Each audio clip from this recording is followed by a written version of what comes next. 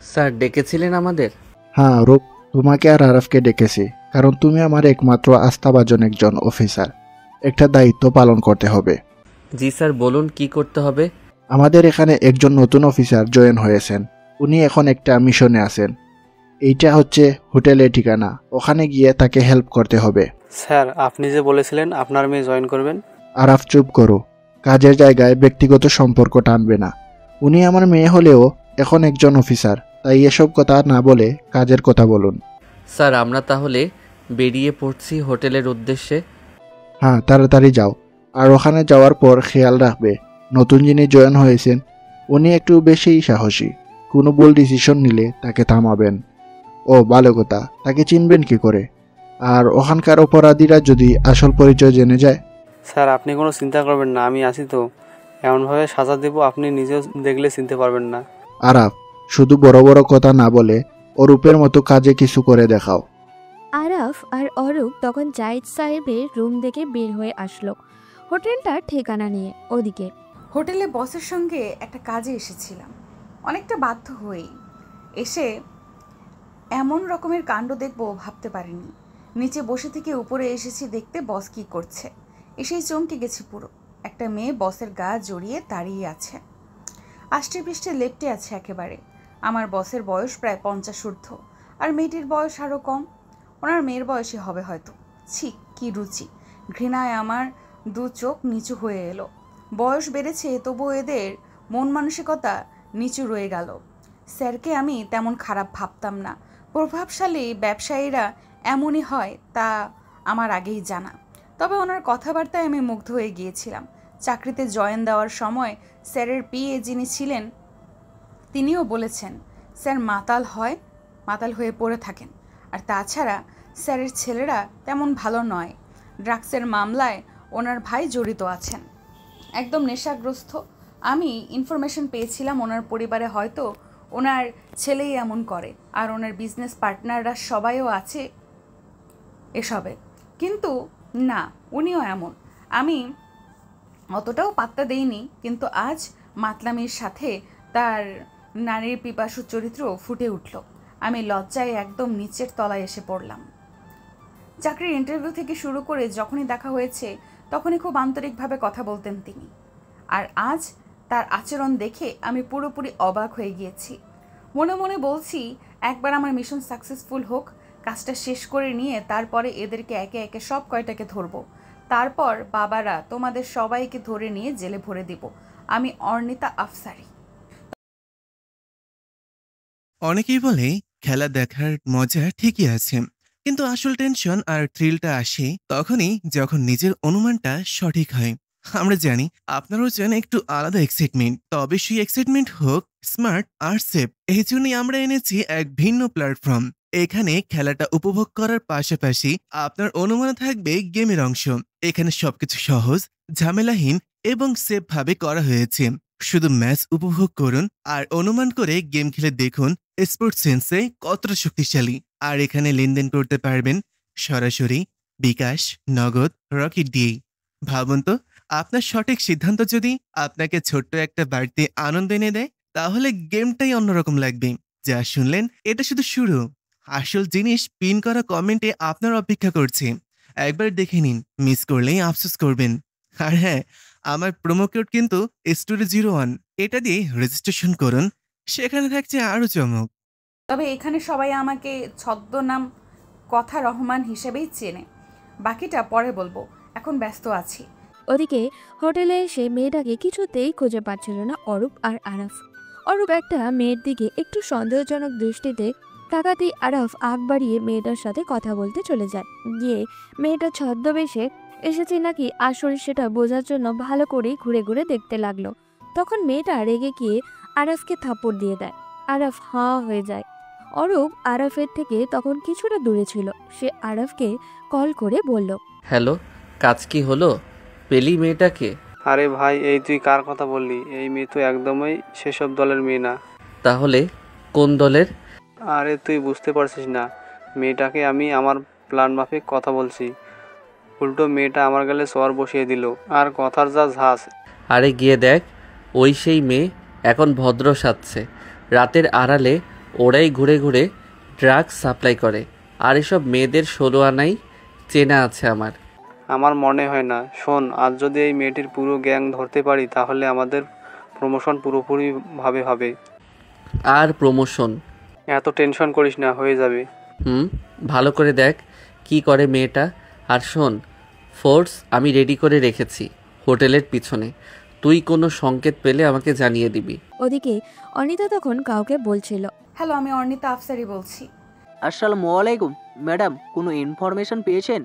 এখনো অনেক কিছু জানা বাকি, তবে এইটুকু বুঝেছি এই লোক খুব ডেঞ্জারাস। বিভিন্ন ধরনের উঁচু স্তরের লোকেদের সাথে এর উঠা বসা, আর তাও প্রভাবশালী ব্যক্তিদের সাথে। টেকনাফ থেকে তেতুলিয়া এর লোকে ভর্তি সব জায়গায়। তুমি বাবাকে বলে দিও আমার পেছনে হয়তো ওদের কোনো লোক লেগেছে। এই পর্যন্ত 5 বার আমাকে ফলো করেছে। জি ম্যাডাম, স্যারকে জানিয়ে দেওয়া হবে, নিশ্চিন্তে থাকুন। গলা শুকিয়ে আসছে, মনে মনে নিজেকে বলছি রিল্যাক্স অর্ণিতা, সামনে আরও পথ বাকি। এতটুকুতে ভয় পেলে কি করে সামনে আগাবি? বাবাকে দেওয়া আমার বাণীও তো সত্য করতে হবে। আমি ফোনে কথা বলে জিপিএস চালিয়ে দিলাম আর অপেক্ষা করতে লাগলাম বস কখন আসবে। বস ফোন করেছে এর মধ্যেই। হ্যালো, কথা কোথায় তুমি? এই তো স্যার, নিচে আমি। নিচে একদম রিসিপশনে এসে পড়ো, সেখানেই থাকো। জি স্যার, আসছি বলে রওনা দিব। তারও সময় নেই। তাকিয়ে দেখি এখনও সেই লোকটা আছে। পুল সাইড পার হয়ে রেস্টুরেন্টের সামনে দিয়ে আসার সময় আমার নজর পড়ে সেখানকার কাচের দরজায়। স্পষ্ট দেখতে পারছি আমি তাকে, কিন্তু এখন কিছু করা যাবে না। স্যার এসে দাঁড়িয়েছে আমার সামনে। কি কেমন লাগছে? জি ভালো স্যার। গুড। শোন, আমাদের ক্লায়েন্ট একটু পরে চলে আসবে, তৈরি থেকো, বুঝছো? জি স্যার, বুঝেছি। আগের প্রেজেন্টেশন রেডি করে রাখছো? তারা হয়তো আগেরটা নাও দেখতে পারে, তাই নতুনটাই বেশি প্রাধান্য দিবে। সব কিছুই তৈরি করেছি স্যার, আপনি মিটিং অ্যাটেন্ড করুন, আমি সব ব্যবস্থা করছি। স্যার চলে গেলেন আলোচনা করতে। আমি ফোনে আমার সিমে ঢুকে আব্বুকে কল করলাম। হ্যালো। হ্যাঁ মামুনি, কি বুঝলে ওদিকের খবর? বাবা, তুমি যা বলছো মনে হচ্ছে তাই ঠিক। এবার মিলেছে সব। শোনো, সামনে থেকে সবাই সাধু হয়, আমি তাই তোমাকে বলছি, কিন্তু তুমি আমার কথা বিশ্বাস করলে না। যাই হোক, ওরা কিন্তু খুব ডেঞ্জারাস, বি কেয়ারফুল। আমি তোমার জন্য 2 চৌকুশ অফিসার পাঠাচ্ছি। জি আব্বু। হ্যালো আরাফ, শোন আমিও আসছি। স্যার আমাকে বলল গোয়েন্দা বিভাগের একজন নতুন কর্মী নাকি এসেছে, তাকে প্রোটেক্ট করতে। এখন তুই আমাকে বল, তুই কোথায়? আমি এখন 3 তলায় একটা হলরুমের সামনে। এখানে ওই মেয়ে আর ওই কোম্পানির মালিক ঢুকেছে। আচ্ছা, আসছি আমি। আরাফের সঙ্গে কথা বলার পরই অরূপ চলে এসেছে হোটেলটিতে। আবাসিক হোটেল, নানান ধরনের লোক প্রতিদিন এখানে আসেন। অরূপও ছদ্মবেশে এসেছে এখানে। চোখে সানগ্লাস আর নকল গোফ লাগিয়ে কোট পরে চলে এসেছে সে। রেস্টুরেন্টে এসে বসে পড়ল সে। উদ্দেশ্য আরাফের সঙ্গে যোগাযোগ করা। হ্যালো, হ্যাঁ আরাফ শোন, আমি এখানকার রেস্টুরেন্টে আছি। তুই দয়া করে বল মেয়েটা দেখতে কেমন, আর মেয়েটি কি ড্রেস পরেছে? মেয়েটি একটু লম্বা ভাই, 5 ফুট 7 ইঞ্চি হবে, গায়ের রং ফর্সা, এটুকু বলতে পারি। এত লম্বা মেয়ে তুই তো হোটেলে ভাই পাবি না। খুব লম্বা মেয়ে, ড্রেসও পরেছে সবার থেকে আলাদা কালারের, অনায়াসে চিনতে পারবি। অরূপ কানে ব্লুটুথ স্পিকার দিয়ে হেঁটে হেঁটে আরাফের কথা শুনছে আর আশপাশ ভালো করে দেখে নিচ্ছে। অফিসার থেকে শুরু করে অনেক গোয়েন্দা দপ্তরের লোকজন জড়ো হয়েছে এখানে। অরূপ ইশারায় তাদের সঙ্গে কথা বলছে, তবে এখানে তার নজরে নতুন মেয়েটি পড়েনি, হয়তো কোথাও দাঁড়িয়ে আছে। নতুন যারা আসে তারা আর কি বা বুঝতে পারে, আর এ তো একটা মেয়ে। অরূপ আরাফের সঙ্গে কথা বলতে বলতে উপরেই আসছিল সিঁড়ি দিয়ে। রিসেপশনের সামনে ঘোরাঘুরি করলে ঝামেলা বেঁধে যেতে পারে, তাই সিঁড়ি দিয়ে উপরে ওঠার সময় তার সঙ্গে একটি মেয়ের ধাক্কা লাগলো। সরি, এক্সট্রিমলি সরি, আমি দেখতে পারিনি, আপনাকে কিছু মনে করবেন না। ইটস ওকে আঙ্কেল, ফুল মানুষেরই হয়। অরূপ বোকা বনে গেল। শেষ পর্যন্ত কিনা আঙ্কেল ডাক শুনতে হলো, তাও আবার এমন একটি সুন্দরী মেয়ের কাছ থেকে।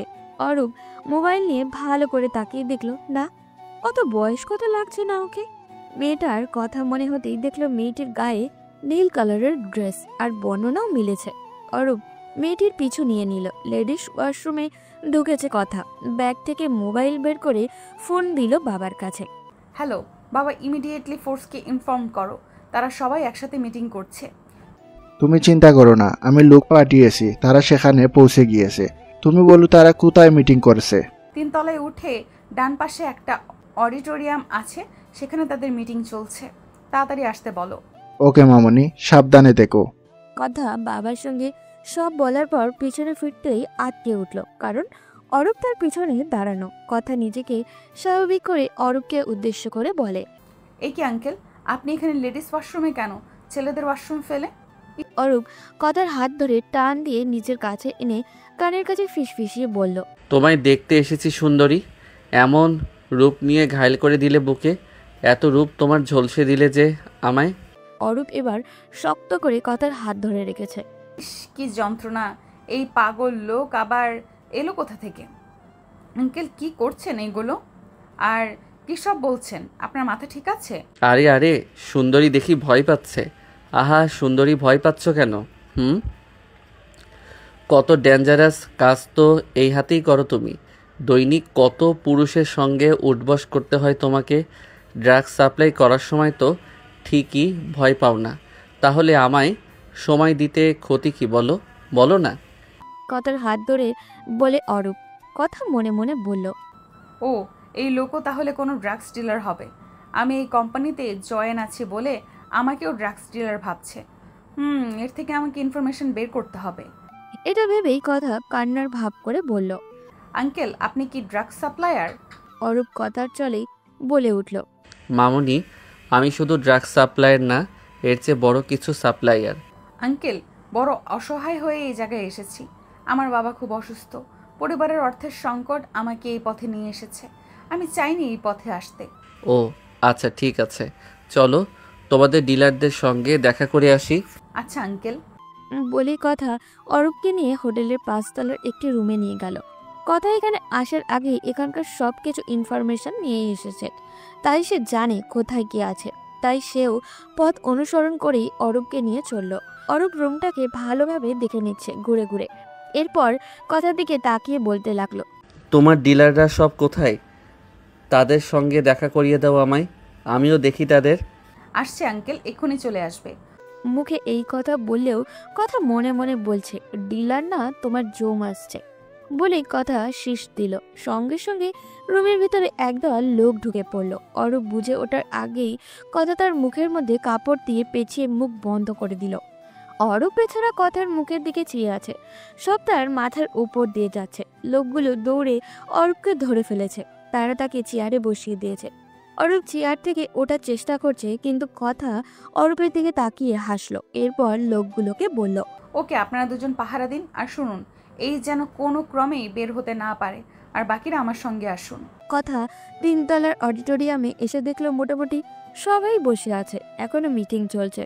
কথা তাদের মিটিং রুম থেকে বেরিয়ে আলাদা রুমে এসে খুব সতর্কতার সঙ্গে আশেপাশ দেখে নিজের ওয়াকি টকি লেডিস ব্যাগ থেকে বের করলো। ওয়াকি টকি চালিয়ে সে বলতে লাগলো, হ্যালো হ্যালো, আমি অর্ণিতা আফসারি স্পিকিং। এই মুহূর্তে যে বা যারা ডিউটিতে আছেন এই এলাকায়, তারা দয়া করে আমার কথা শুনুন। দয়া করে আমি আবারও বলছি, যে যেখানে আছেন সবাই সাবধানতা অবলম্বন করুন এবং আমার কথা শুনুন। আমি এখন 3 তলার একটি অডিটোরিয়ামে অবস্থান করছি। আপনারা আমার পথ অনুসরণ করে এই ফ্লোরের এই রুমটিতে চলে আসুন এক্ষুনি। ওরা সবাই এখনও মিটিংয়ে আছে, তাই নিচে যত লোক আছে এবং গেটে যত লোক আছে সবাইকে বের করে দিন। একটা বাড়তি লোকজন যেন না থাকে। মোট কথা, কোনো সাধারণ লোক যেন আমাদের জন্য কোনো বিপদের মুখে না পড়ে সেই নিশ্চয়তা নিয়েই করবেন। আর রইল বাইরের কথা, কেউ যেন কোনোভাবে বুঝতে না পারে। আর শুনুন, ফোর্সদের বলুন খুবই সূক্ষ্মভাবে হোটেল ম্যানেজারের সঙ্গে কথা বলতে। কোনো হইচই যেন না হয়। এখানে আমরা কিসের জন্য এসেছি তাও যেন বাহিরে কেউ না জানে। আমরা আমাদের সব কথা শেষ করার পর বাহিরে তা প্রবেশ হবে। ইভেন কোনো মিডিয়ার লোকও যেন না শোনে। গোলাগুলিও হতে পারে, তাই নিজেদের সেফটি নিজেরাই বুঝেই আগাবেন। এখানে আপনাদের সেফটি কেউ দিবে না। অরূপের পাশে যে গার্ডরা আছে তাদের ওয়াকিটকিতে বেজে উঠেছে সেই সংকেতটি। এত সুন্দরভাবে সতর্কতা বাণী আজ পর্যন্ত মনে হয় কেউই দেয়নি। অরূপ বারবার নড়াচড়া করছে, করে সে পার পাচ্ছে না। একজন লোক অরূপের মুখ ধরে বলছে, আহারে বেচারা, এই পথে আসছো যেহেতু মজা তো পেতেই হবে চান্দু। বলেই দুজন মিলে দাঁত কেলিয়ে হাসছে। অরূপের কপালটা আজ খুবই খারাপ। ওয়াকি টকিটা সে বন্ধ করেই রেখেছে। ওটা চালু থাকলে এই দুজনের থেকে একটু হলেও রেখায় সে পেত। অরূপে ছড়ার হয়েছে জ্বালা, মুখও বন্ধ, কপালও মন্দ। আরব কিছুক্ষণ বসে থেকে উঠে দাঁড়ালো। পা কেমন জানি ঝিমঝিম করছে। এতক্ষণ কি বসে থাকা যায় নাকি? অরূপ এসেছে সেই কখন, কিন্তু তার দেখাই নেই। আর দেখো, নতুন ম্যাডাম ঘোষণা বানিয়েও দিয়ে দিয়েছে। অনিতা ফোর্স নিয়ে দরজায় আঘাত করে, নিজেই সামনে এগিয়ে গেল। দরজার ভিতরের পাশে দাঁড়িয়ে থাকার রানার দরজা খুলে দিলেন। কথা নিজেই রুমের ভিতরে ঢুকে পড়ে। কথার স্যার খানিকটা বিরক্ত বোধ করলে, তবে কথা দেখে কিছু বলেনি। আর এরই মধ্যে সঙ্গে সঙ্গে পুরো ফোর্সের লোক দরজা দিয়ে ঢুকে পিস্তল ও বন্দুকের নিশানা লাগিয়ে দিল সবার সামনে। অনিতার হাতে রিভলভার। যে যেখানে আছেন সেখানেই দাঁড়িয়ে পড়ুন। সবাই পালানোর চেষ্টা করবেন না।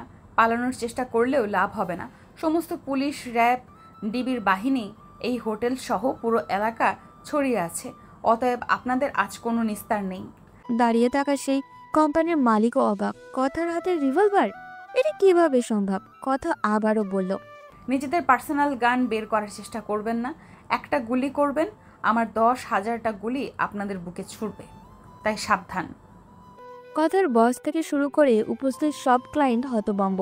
একটু আগেই কথা তাদের সঙ্গে কি সুন্দরভাবে কথা বলছিল, আর এখন কিনা তাদেরই বড় শত্রু, এমনটা তারা আশাও করেনি। অফিসার্স, এদের সবাইকে ধরুন। কথা ফোর্সের লোকেদের উদ্দেশ্য করে বলে, সবাইকে ধরে নিয়ে যাওয়া হচ্ছে বিশেষ এক কার্যালয়, গোয়েন্দা বিভাগের গোপনীয় এক কার্যালয়, যেখানে সব ধরনের বড় অপরাধীদের রাখা হয় এবং নিয়ে যাওয়া হয়। অনিতার বাবা চলে এসেছেন এই মাত্র। তিনিও একটি কাজে চট্টগ্রামের হালি শহরে গিয়েছিলেন। মেয়ের উপরে এত বড় দায়িত্ব তিনি দিতে চাননি, তবে মেয়ের জেদ আর আগ্রহ দেখে মেয়েকে তার সংস্থার কাজ করতে দিয়েছেন। মেয়ের প্রতি বিশ্বাস তার বরাবরই ছিল, এখনো আছে। তবে যে কোনো সময় দুর্ঘটনা পড়ার আগে সবকিছু নিয়েই ভাবতে হয়, যা পরিকল্পনা করতে হয়। আগুন নিয়ে খেলতে হলে আগুনের উত্তাপ সম্পর্কে ধারণা রাখতে হবে, তা তিনি ভালো করেই শিখিয়ে দিয়েছেন মেয়েকে। কথা কাজ শেষ করে যখন ফিরে আসছে, তখনই একজন গার্ড বলে, ম্যাডাম, 5তলা সেই লোকটিকে কি করব? ও আচ্ছা, নিয়ে আসুন তাকে। তার সাথে কিছু কথা বাকি আছে। আর আপনারা বলেছিলেন 2জন অফিসার নাকি আমার সঙ্গে থাকার কথা। কোথায় তারা? এ পর্যন্ত আমি তাদের দেখিনি। কি করছে তারা? তারা জানালো তারা পৌঁছে গিয়েছে। আমি আগে 5তলার লোকটাকে আনছি ম্যাডাম। বলেই তারা আরফ আর অরূপকে খুঁজতে গিয়েছে। অনিতা অরূপের জন্য অপেক্ষা করতে লাগলো। গার্ডরা অরূপকে ধরে নিয়ে আসলো। অরূপ অসহায়ের মতো ওই দুজন গার্ডের মুখের দিকে তাকিয়ে আছে। অনিতার সামনে অরূপকে নিয়ে এসে বলল, ম্যাডাম, একে কি করবেন? মুখ খুলে দিন এর। মুখ খুলে দেওয়ার পর অরূপ কিছুক্ষণ চুপ থেকে অনেক কষ্ট করে বলে উঠল, এক গ্লাস পানি দিতে পারবেন? গলা শুকিয়ে গেছে, খুব তৃষ্ণা পেয়েছে। গার্ডেরা পানি দেওয়ার সঙ্গে সঙ্গে ঢকঢক করে পানি গিলে ফেলল সে। তা বলুন, কতদিন পর্যন্ত এই পথে আছেন? অরূপ মুখটা ফ্যাকাশে করে চেয়ে আছে অনিতার মুখের দিকে। অনিতা ধমক দিয়ে বলে উঠল, কি হলো বলুন।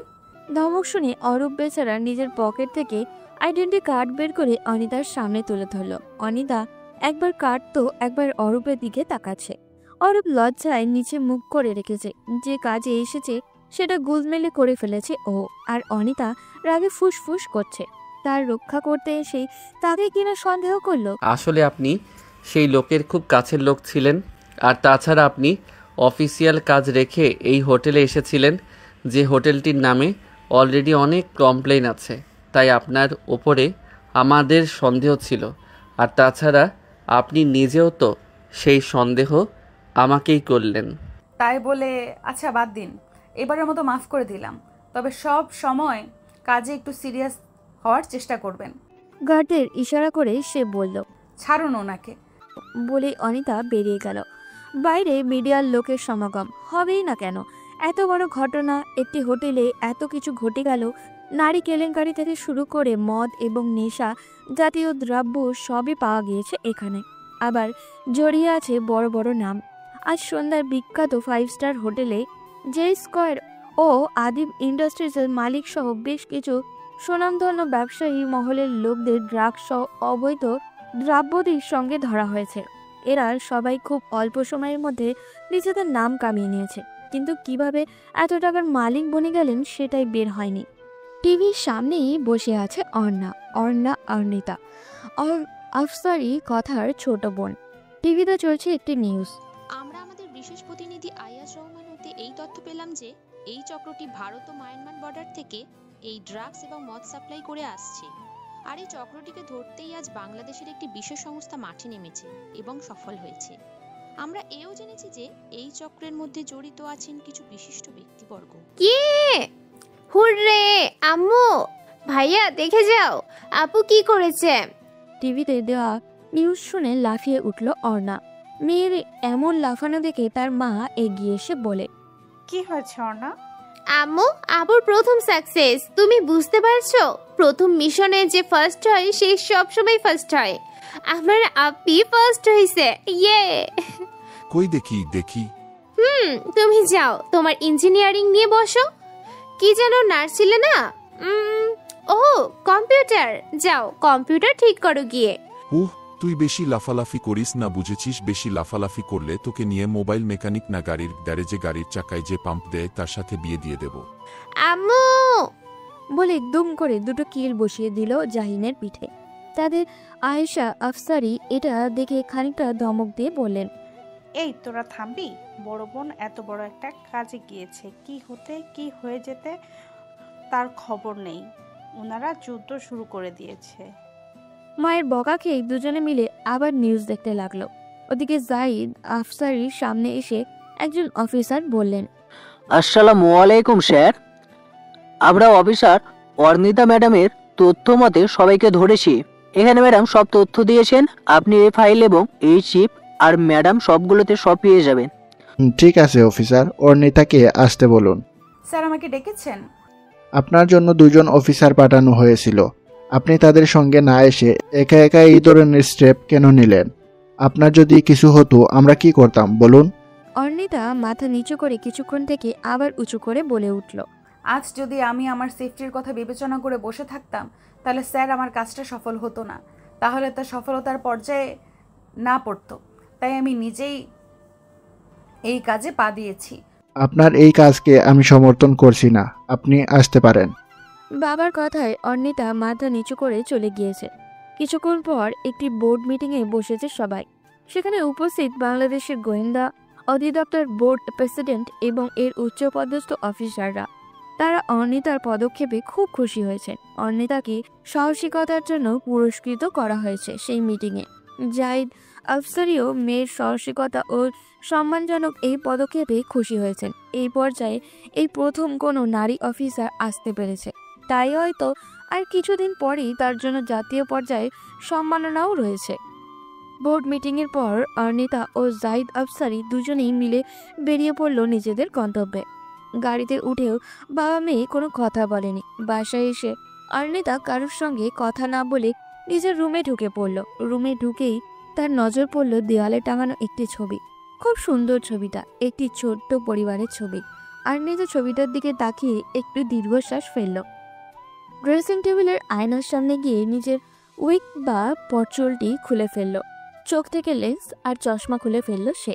আর মেকআপ তোলার পর সে ভাবতে লাগলো দীর্ঘ 3 মাস তাকে এই পরিশ্রম করতে হয়েছিল। একটা অভ্যাস থেকে শুরু করে তার পরিচয়, তার চলচলন, কথার ধরন সবকিছু পরিবর্তন করতে হয়েছিল। ইস, পুরো 1 মাস কথা হয়েছে সাজতে তার কি পরিমাণ কষ্ট হয়েছে তা একমাত্র সেই জানত। এই তো সবে শুরু, তারপর আরো কত পথ বাকি আছে। মনে মনে এত কিছুই ভাবতে ভাবতে সে ফ্রেশ হওয়ার জন্য ওয়াশরুমে চলে গেল। অর্ণিতা ডাইনিং টেবিলে বসেছে। অর্ণিতা বা জাহিদ আফসারি কারোর মুখে কোনো কথা নেই। উপস্থিত অন্যরাও বুঝে গিয়েছে বাবা মেয়ের মধ্যে কিছু তো চলছে। সরাসরি গৃহযুদ্ধ নয়, মন মস্তিষ্কের যুদ্ধ। তাই কেউই তেমন শব্দ করছে না। অর্ণা দুবার লাফিয়ে উঠে সেও মুখে আঙুল পুড়ে বসে আছে। আর তার বাবাও বোনের স্নায়ু যুদ্ধ দেখে বসে বসে। জাহিন বারবারই ইশারা করছে সে যেন কোনোভাবেই কোনো ঝামেলা না পাকায়। সবাই যে যার মতো খেয়ে দিয়ে উঠে গেল। অর্ণিতা বাবার মুখ পানে চেয়ে আছে, কিন্তু বাবা তার দিকে তাকাচ্ছেও না। খাওয়া দাওয়ার পর্ব শেষ করে অর্ণিতা নিজের রুমে চলে আসলো। জাহিদ আফসারি অর্ণিতার রুমে এসেছেন। অর্ণিতা সবে মাত্র কফির মগ নিয়ে বসেছে তার রিডিং টেবিলে, নোটবুকে তুলে নিচ্ছে সামনে তার কি কাজ বাকি। এখনো অনেক কাজ তার বাকি। বাবার জন্য আজও সে এই পথে।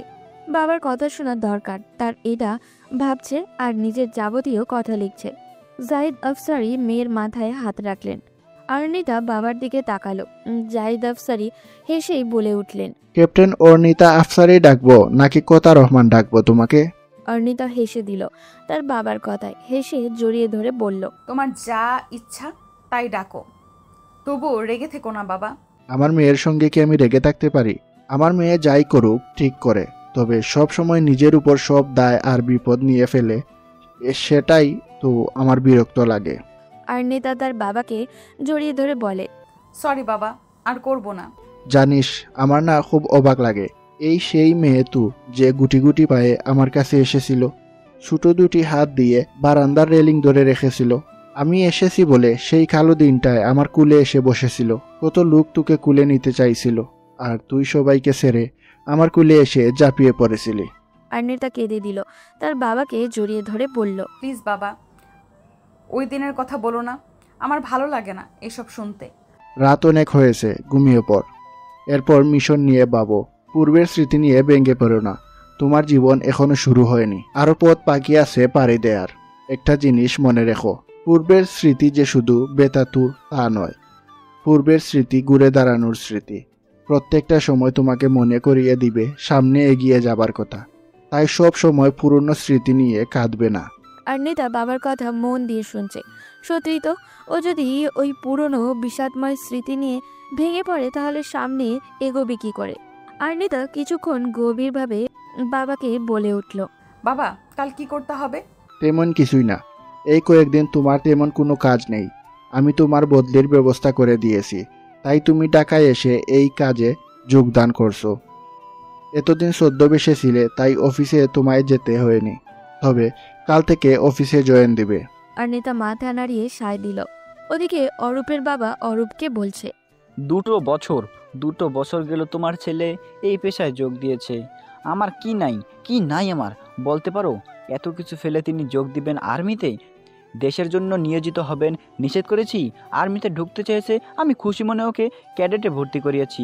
ইচ্ছে যখন ভর্তি হোক আর্মিতে, খারাপ কি? আমি না হয় নিজের ব্যবসা নিজে সামাল দিলাম, কিন্তু কি করলো উনি? গোয়েন্দাগিরি করবেন। এখন বুঝো ঠেলা, 19 থেকে 20 হলেই জ্বালা। ওর জুনিয়র মেয়ে ওকে ফেলে সিনিয়র হয়ে যায়। হয়নি এখনো। হতে কতক্ষণ? আমি কি জানতাম এমন হবে? থাপ্পড় দিয়ে সিধে করে দেব। তোমাকে আমি বলেছি ব্যবসা সামলাও, একা আছো, ভাই নেই, বোন নেই, নিজের মতো বাঁচো। তুমি কি না বারবার আমার কথার অমান্য করো? কি হতো ওইসবে না জড়ালে? কি শুরু করেছো? ছেলেরা এসে ঘরে বসতেও পারে না, তুমি ওর সাথে শুরু করে দাও, যাচ্ছে তাই। অরূপ, তুই তোর রুমে যা তো। অরূপ নিজের রুমে চলে গেল। লজ্জায় তার মাথা কাটা যাচ্ছে। নিজের জুনিয়র তার থেকে সিনিয়র হয়ে যাবে, এই তো আর কয়েক মাস পরেই প্রমোশন বোর্ড বসবে। এই লজ্জা কোথায় রাখবে ও? ভাবতেই তার মাথা চাড়া দিয়ে উঠল। ওদিকে অর্ণিতা আজ অফিসে যাচ্ছে। আজ 3 মাস 14 দিন পর সে এই অফিসে জয়েন দিতে আসলো। গাড়ি থেকে সে দেখতে পারছে অফিসের বহুতল বিল্ডিং লেখা অফিসের নাম। এসেই সে পুরো অফিস দেখতে লাগলো। অফিসের লোকজন তাকে বিভিন্ন বিষয়ে জানতে লাগলো। এখানে অনেকগুলো সেক্টর আছে অনেক তথ্য। অর্ণিতা মূলত ক্রাইম কন্ট্রোল অ্যান্ড টেরোরিজম ইউনিটে কাজ করে। অর্ণিতা অফিসে সব কাজ সম্পর্কে ধারণা নিল। অর্ণিতার প্রথম জয়েনিং ছিল খুলনায় 1 বছর থাকার পর সে ঢাকায় চলে আসে। ছোটবেলা থেকেই এই পেশাকে সে খুব ভালোবাসত, এখনও তার খুব ভালো লাগে। অফিসে আজ তাকে সম্মাননা দিয়েই শুরু হবে বলে জানিয়ে দেওয়া হয়েছে। সম্মাননা পাওয়ার পর পরিচিত পর্ব। সবার সঙ্গে পরিচয় পর্ব খুব ভালোভাবে হলেও অরূপের সাথে তার তেমন একটা জমল না, কারণ অরূপের মুখ দেখে সে যা বুঝলো অরূপ তাকে কল্পনাই করতে পারেনি এখানে। অর্ণিতা অরূপের আইডেন্টি কার্ডের দিকে খেয়াল করে দেখল অরূপের আইডি কার্ড নাম্বার 12,345 আর অর্ণিতার 12,353। অরূপ তার থেকে সিনিয়র, র্যাঙ্কে 2-1 হলেও চাকরিতে সে জুনিয়র। অর্ণিতা ভেবে নিল এটাই হবে। তার উপরে হয়তো এমনও হতে পারে কালকের ঘটনায় লজ্জায় মুখ দেখাতে পারছে না। অর্ণিতা ভাবনার মাঝে অরূপ সামনে এসে দাঁড়ালো তার। অর্ণিতা স্যালুট দিল তাকে এবং সৌজন্যতার খাতিরে বলে উঠল তাকে, স্যার কি কালকে রুড বিহেভের জন্য দুঃখিত? ঠিক আছে, যে কোনো মানুষের ভুল হওয়ার কথা, ঠিক হয়ে যাবে, তবে আরেকটু সাবধান হবেন আপনি। অর্ণিতা অরূপের উপর থেকে নিচ পর্যন্ত ভালোভাবে পরখ করলো, তাকে সাবধানতা অবলম্বন করতে বলছে। নিজেই এদিক দিয়ে পুরোপুরিভাবে ভঙ্গুর।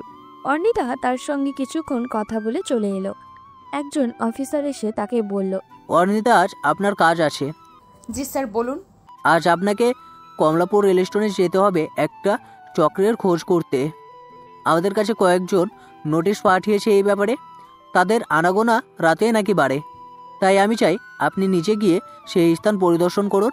আর শুনুন, আপনার সঙ্গে যাবে অরূপ, রহমান, জামিল, ফারহাদ। জি স্যার, আমি প্রস্তুত। ঠিক আছে, আপনারা সবাই তাহলে আজ যাবেন সেখানে। এরপর তারা সবাই বেরিয়ে পড়ে।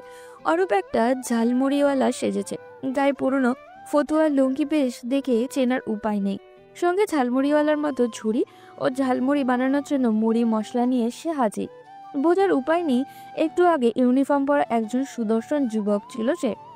আর অর্ণিতা আছে পাগলির বেশে, খানিকটা পা বাঁকিয়ে পেন্সিলে আঁকা জোড়া ভ্রু কুচকে জিভ বের করে হাসছে সে।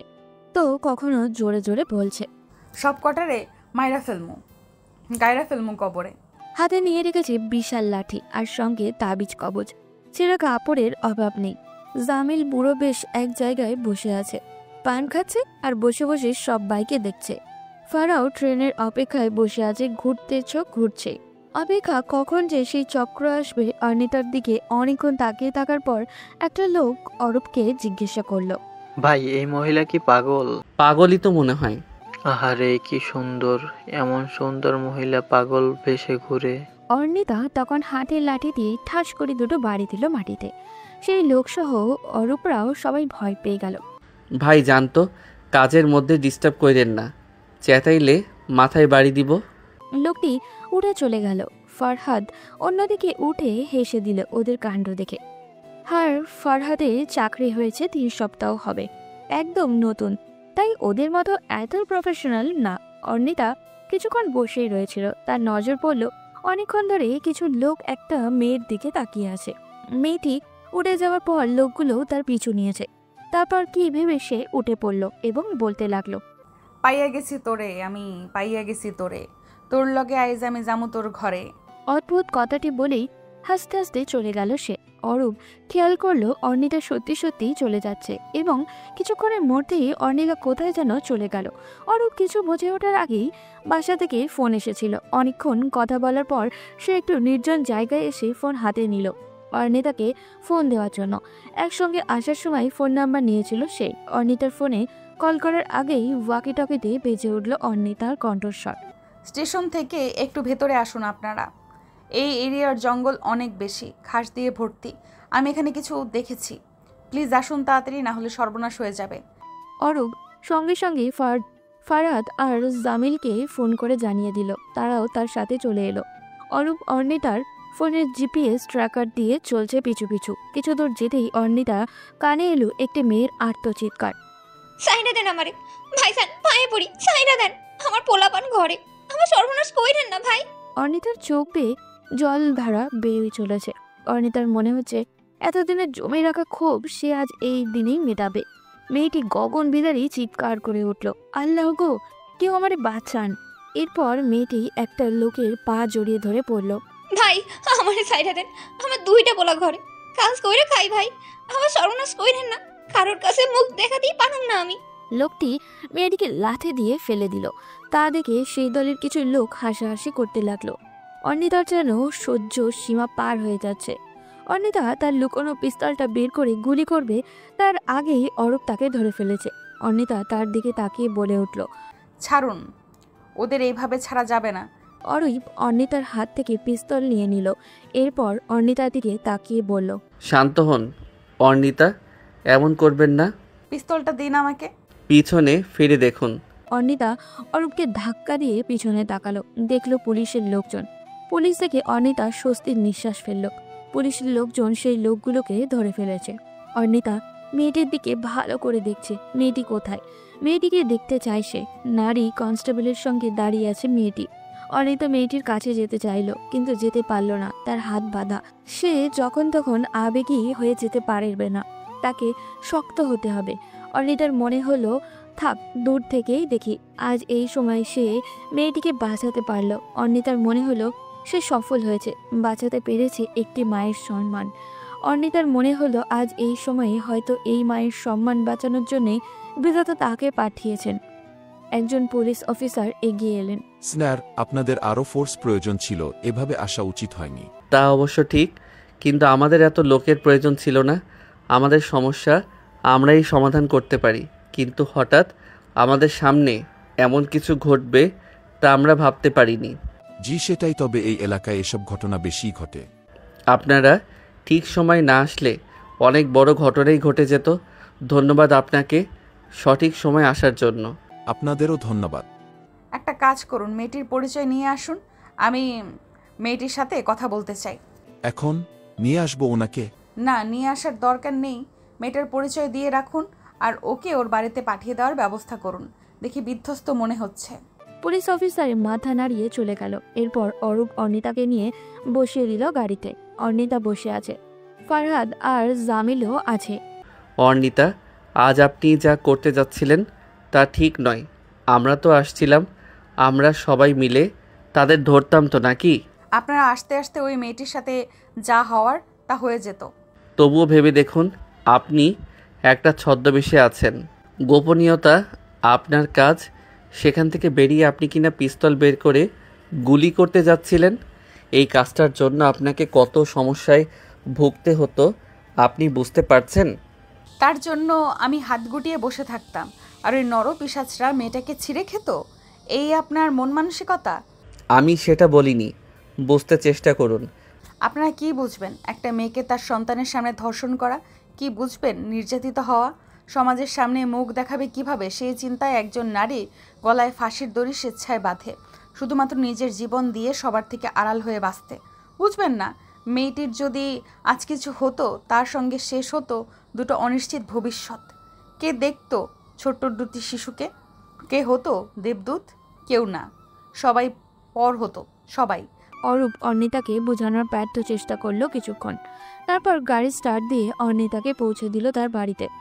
অর্ণিতাকে বাড়িতে পৌঁছে দেওয়ার পর অর্ণিতা বাড়িতে ঢুকলো। জাহিদ আফসারি ড্রয়িং রুমেই কফি খাচ্ছিলেন। মেয়েকে দেখে ডেকে উঠলেন। আজ তো তেমন কাজ থাকার কথা না, এত দেরি যে? বাবা, আমার ভালো লাগছে না, পরে বলবো। জাহিদ আফসারি বুঝতে পেরেছেন মেয়ে হয়তো ক্লান্ত, তাই তিনি তার মেয়েকে এমনি আর বেশি জোরাজুরি করলো না। কাজ যখন তখনই পড়ে যায়। অর্ণিতা তার অফিসে ফোন করে জানিয়ে দিল তার ভালো লাগছে না, শরীর খারাপ। এইসব বলেই সে বসে পড়ল বেডে।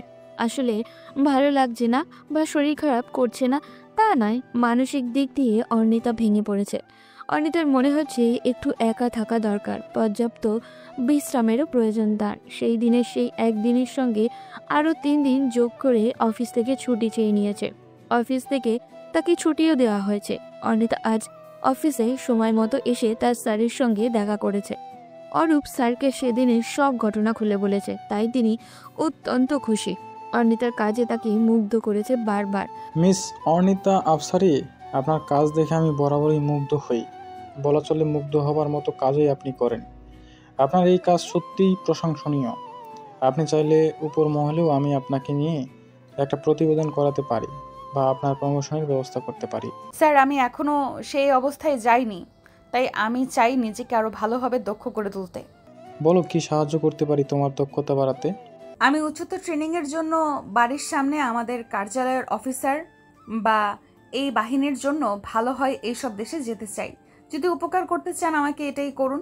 Very good decision. এটাই তো আমি চাই।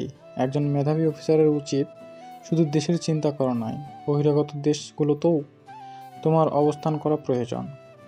সেখানে যেমন সুনাম অর্জন করতে পারবে, তেমন অনেক কিছু শিখতেও পারবে। ধন্যবাদ স্যার।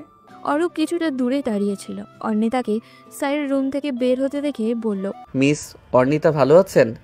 জি। আপনি হঠাৎ করে অসুস্থ হলেন কেমন করে? অসুস্থতা কেমন করে বা কারণ কি এগুলোর মধ্যে প্রকাশ পায় না। অসুস্থতা যে কোনো সময় দেখা দিতে পারে অরূপ। জি। আজ ফরহাদ আর জামিলাকে তৈরি থাকতে বলবেন। আমি আজ সম্পূর্ণরূপে প্রস্তুত। আচ্ছা ঠিক আছে। অরিপ সেই ঝালমুড়িওয়ালা সেজেছে আজও। বিরক্তি লাগছে তার এই ঝালমুড়িওয়ালা সাজতে। কি অদ্ভুত না, শেষ পর্যন্ত লুঙ্গি ফতুয়া পরে ঝালমুড়িওয়ালা। একবার কারোর নজরে পড়লে মান ইজ্জত তার পুরোপুরি শেষ। অর্ণিতাও আগের রূপে, জামিল অন্য রূপে সেজেছে আজ। এমনি একটা ফর্মাল পোশাক পরেছে ও, বাকিরা আগের সাজে। অর্ণিতা আজ বসে থাকেনি, ঘুরে ঘুরে দেখছে কিভাবে পাওয়া যেতে পারে। অনেকক্ষণ বসার পর অর্ণিতার মনে হলো এখানে বসে না থেকে একটু স্টেশনের পিছনের দিকে যাওয়া যাক। যেই বাবা সেই কাজ। অর্ণিতা খুঁড়িয়ে খুঁড়িয়ে গাড়ি পর্যন্ত এসে গেল। এসে সবাইকে নিয়ে ভিতরের পাশে একটি বস্তির পাশে খালি জায়গায় গিয়ে দাঁড়ালো। দেখলো কিছু ছোট ছোট ছেলে মেয়েদের হাতে ফুলানো পলিথিন, তবে ওরা হাতে করে সেই পলিথিন নিয়ে বারবার শ্বাস টানছে। অর্ণিতার মনে পড়ে গেল এগুলো ড্রাগস, হিরোইন এবং হিরোইন জাতীয় এই দ্রব্য এভাবেই শুকিয়ে শুকিয়ে নিতে হয়। অর্ণিতা অরূপকে ইশারা করলো, এই ছেলে আমারে একটা দিবি? আপনি কাটা, আপনি দিব না। যদি দাও তাহলে আমি আবার তোমাদের কিনে খাওয়াবো। চাচা আমি দিতে পারব না, আমার শোক লাগতেছে। আমারটা না নিয়ে রুবেল ভাইয়ের তো লন, রুবেল ভাইয়ের কাছে মেল্লা আছে, আমি দিতে পারব না। কোথায় থাকে তোর রুবেল ভাই? হ্যাঁ, স্টেশনের লগেই আইয়ে রাতের বেলা। আয় তো, তোর রুবেল ভাইয়ের কাছে যাই। অরূপ আর সেই ছেলেটি মিলে সেই মাদক ব্যবসায়ী রুবেলের কাছে গেল। রুবেল স্টেশনের পাশেই একটি পানের দোকান নিয়ে বসেছে। কে রে রহিম, এডা কেডা? ভাই আমায় একটা দেন, ভালো লাগে না। ঘরে নাই সুখ, বাহিরে নাই সুখ, আমারে একটা দেন ভাই, বড় দুঃখে আছি। রুবেল অরূপের কাছে এসে কানে কানে বলতে লাগলো, কারো কাছে কইয়া দিবেন না তো? না ভাই কমু না, এই আপনার মাথা ছুঁইয়া কসম কাটি। আরে দূর মিয়া, কসম কাটতে হইব না, নিয়া যান। তো সাবধান, কেউ যেন জানতে না পারে। আচ্ছা। রুবেল অরূপকে পলিথিন দিতে চাইলে, ভাই এইটা না। কোনটা? ভাই এসব দিয়া আমার দুঃখ মিটবো না, আরো বড় চাই। বড়গুলা দিয়া কি করবেন? আর আমার কাছে নাইও, মহাজনের কাছে যাও না লাগবো। আমি যামু ভাই। কি মুশকিল, মহাজনের কাছে যাওন যায় না? অরূপ রুবেলের পায়ে ধরে বলল, ভাই আপনি আমার ধর্মের ভাই, আমারে নিয়া যাইবেন আপনার লগে? অরূপের জোরাজুরি রুবেলে রাজি হয়ে গেল। ঠিক হলো কালই যাবে তারা। এরপর অরূপ যখন অর্ণিতার সামনে দাঁড়ালো তখন অর্ণিতা মুচকে হেসে বলল, খুব ভালো অভিনয় করতে পারেন আপনি। সে তো পারি, জানেন অভিনয়ের জন্য আমার মামা আমাকে নিতে চেয়েছিল। তাই নাকি? জি, আব্বুর জন্য যেতে পারিনি। আপনার মামা কি করতেন? চলচ্চিত্র পরিচালক ছিলেন। মামা এখন আমাকে বলে, ভাগ্নে এসব তোমার দ্বারা হবে না, আমার সঙ্গে এসো, নায়ক বানাবো তোমাকে, তুমি হবে নায়ক, আমি হব তোমার মাথার উপর ছায়া। দুলাভাইয়ের কথাই চলবে নাকি? সে এসব বোঝে নাকি? ও খুব ভালো বলেছেন। আচ্ছা আপনারা সবাই তাহলে আসুন, কাল সন্ধ্যায় আমাদের মিশন শুরু। আপনাকে পৌঁছে দেই? আরে লাগবে না, আমি গাড়ি নিয়ে এসেছি, তা দিয়ে যাব। কাল যায়নি হয়তো, ড্রাইভার বলেনি তাই বাবা শোনেনি। আজ আবার আপনার সাথে গেলে চিন্তা করবে। আচ্ছা। অর্ণিতা তার গাড়ি করে বাসায় চলে গেল। অরূপ, ফরহাদ ও জামিলরা বাইরে কিছুক্ষণ কাটিয়ে তারাও চলে গেল বাসায়। পরদিন অরূপ, অর্ণিতা, জামিল, ফরহাদ সবাই এসেছে একসাথে স্টেশনে। তবে অরূপের সাজ ওদের থেকে আলাদা। অরূপ আগের সাথে থাকলেও তারা সবাই একই রঙের পোশাক পরে এসেছে। অর্ণিতা জিন্স আর টি শার্ট পরে মাথায় একটা ক্যাপ পরেছে। তাকে দেখে বোঝার উপায় নেই সে মেয়ে না ছেলে। কাজ সমান চুল আর লম্বাটে শরীরে তার পোশাকটি ফুটে উঠেছে যেন। অর্ণিতার সবাই গাড়িতে বসে আছে। অরূপ গিয়েছে রুবেলের সঙ্গে দেখা করতে। আসসালামু আলাইকুম ভাই সাহেব। ওয়ালাইকুম আসসালাম। আইছেন যখন হোনেন, এই নিয়া কারো কাছে কইতে পারবেন না, নাইলে জায়াগার উপরে চান্দে উঠাই দিব। আমি কিছু করব না ভাই। আচ্ছা চলেন যাই। রুবেল অরূপ মিলে স্টেশন থেকে বেরিয়ে বাসে আসলো। অরূপকে ফলো করে অর্ণিতাও তার সঙ্গীদের নিয়ে একত্রে আসছে। তখন রুবেল অরূপকে বলল, ভাই এখন আমাগরে গুলিস্তান যাওয়ান লাগবো। গুলিস্তান কি এর লাইগা? আরে মিয়া, হ্যাঁ তো আসল জিনিস। অরূপ ভাবলো ঝামেলা করে লাভ নেই, তাই বলে দিল চলেন। কিছুক্ষণের মধ্যেই রুবেল আর অরূপ মিলে গুলিস্তান চলে গেলে আসলো। এখানকার একটু সরু গলি দিয়ে তারা যাচ্ছে। অরূপের কাছে জায়গাটা কেমন জানি একদম নতুন জায়গা তার জন্য। ঢাকা শহরে থাকলেও এমন পরিবেশ কমই আসা হয়েছে তার। অর্ণিতা অরূপের পিছু নিয়ে অনেক দূর চলে এসেছে। অর্ণিতা ফোন করলো অরূপকে। অরূপ রুবেলের দিকে তাকিয়ে ফোন ধরলো। রুবেল তার দিকে ফিরে চেয়ে আছে।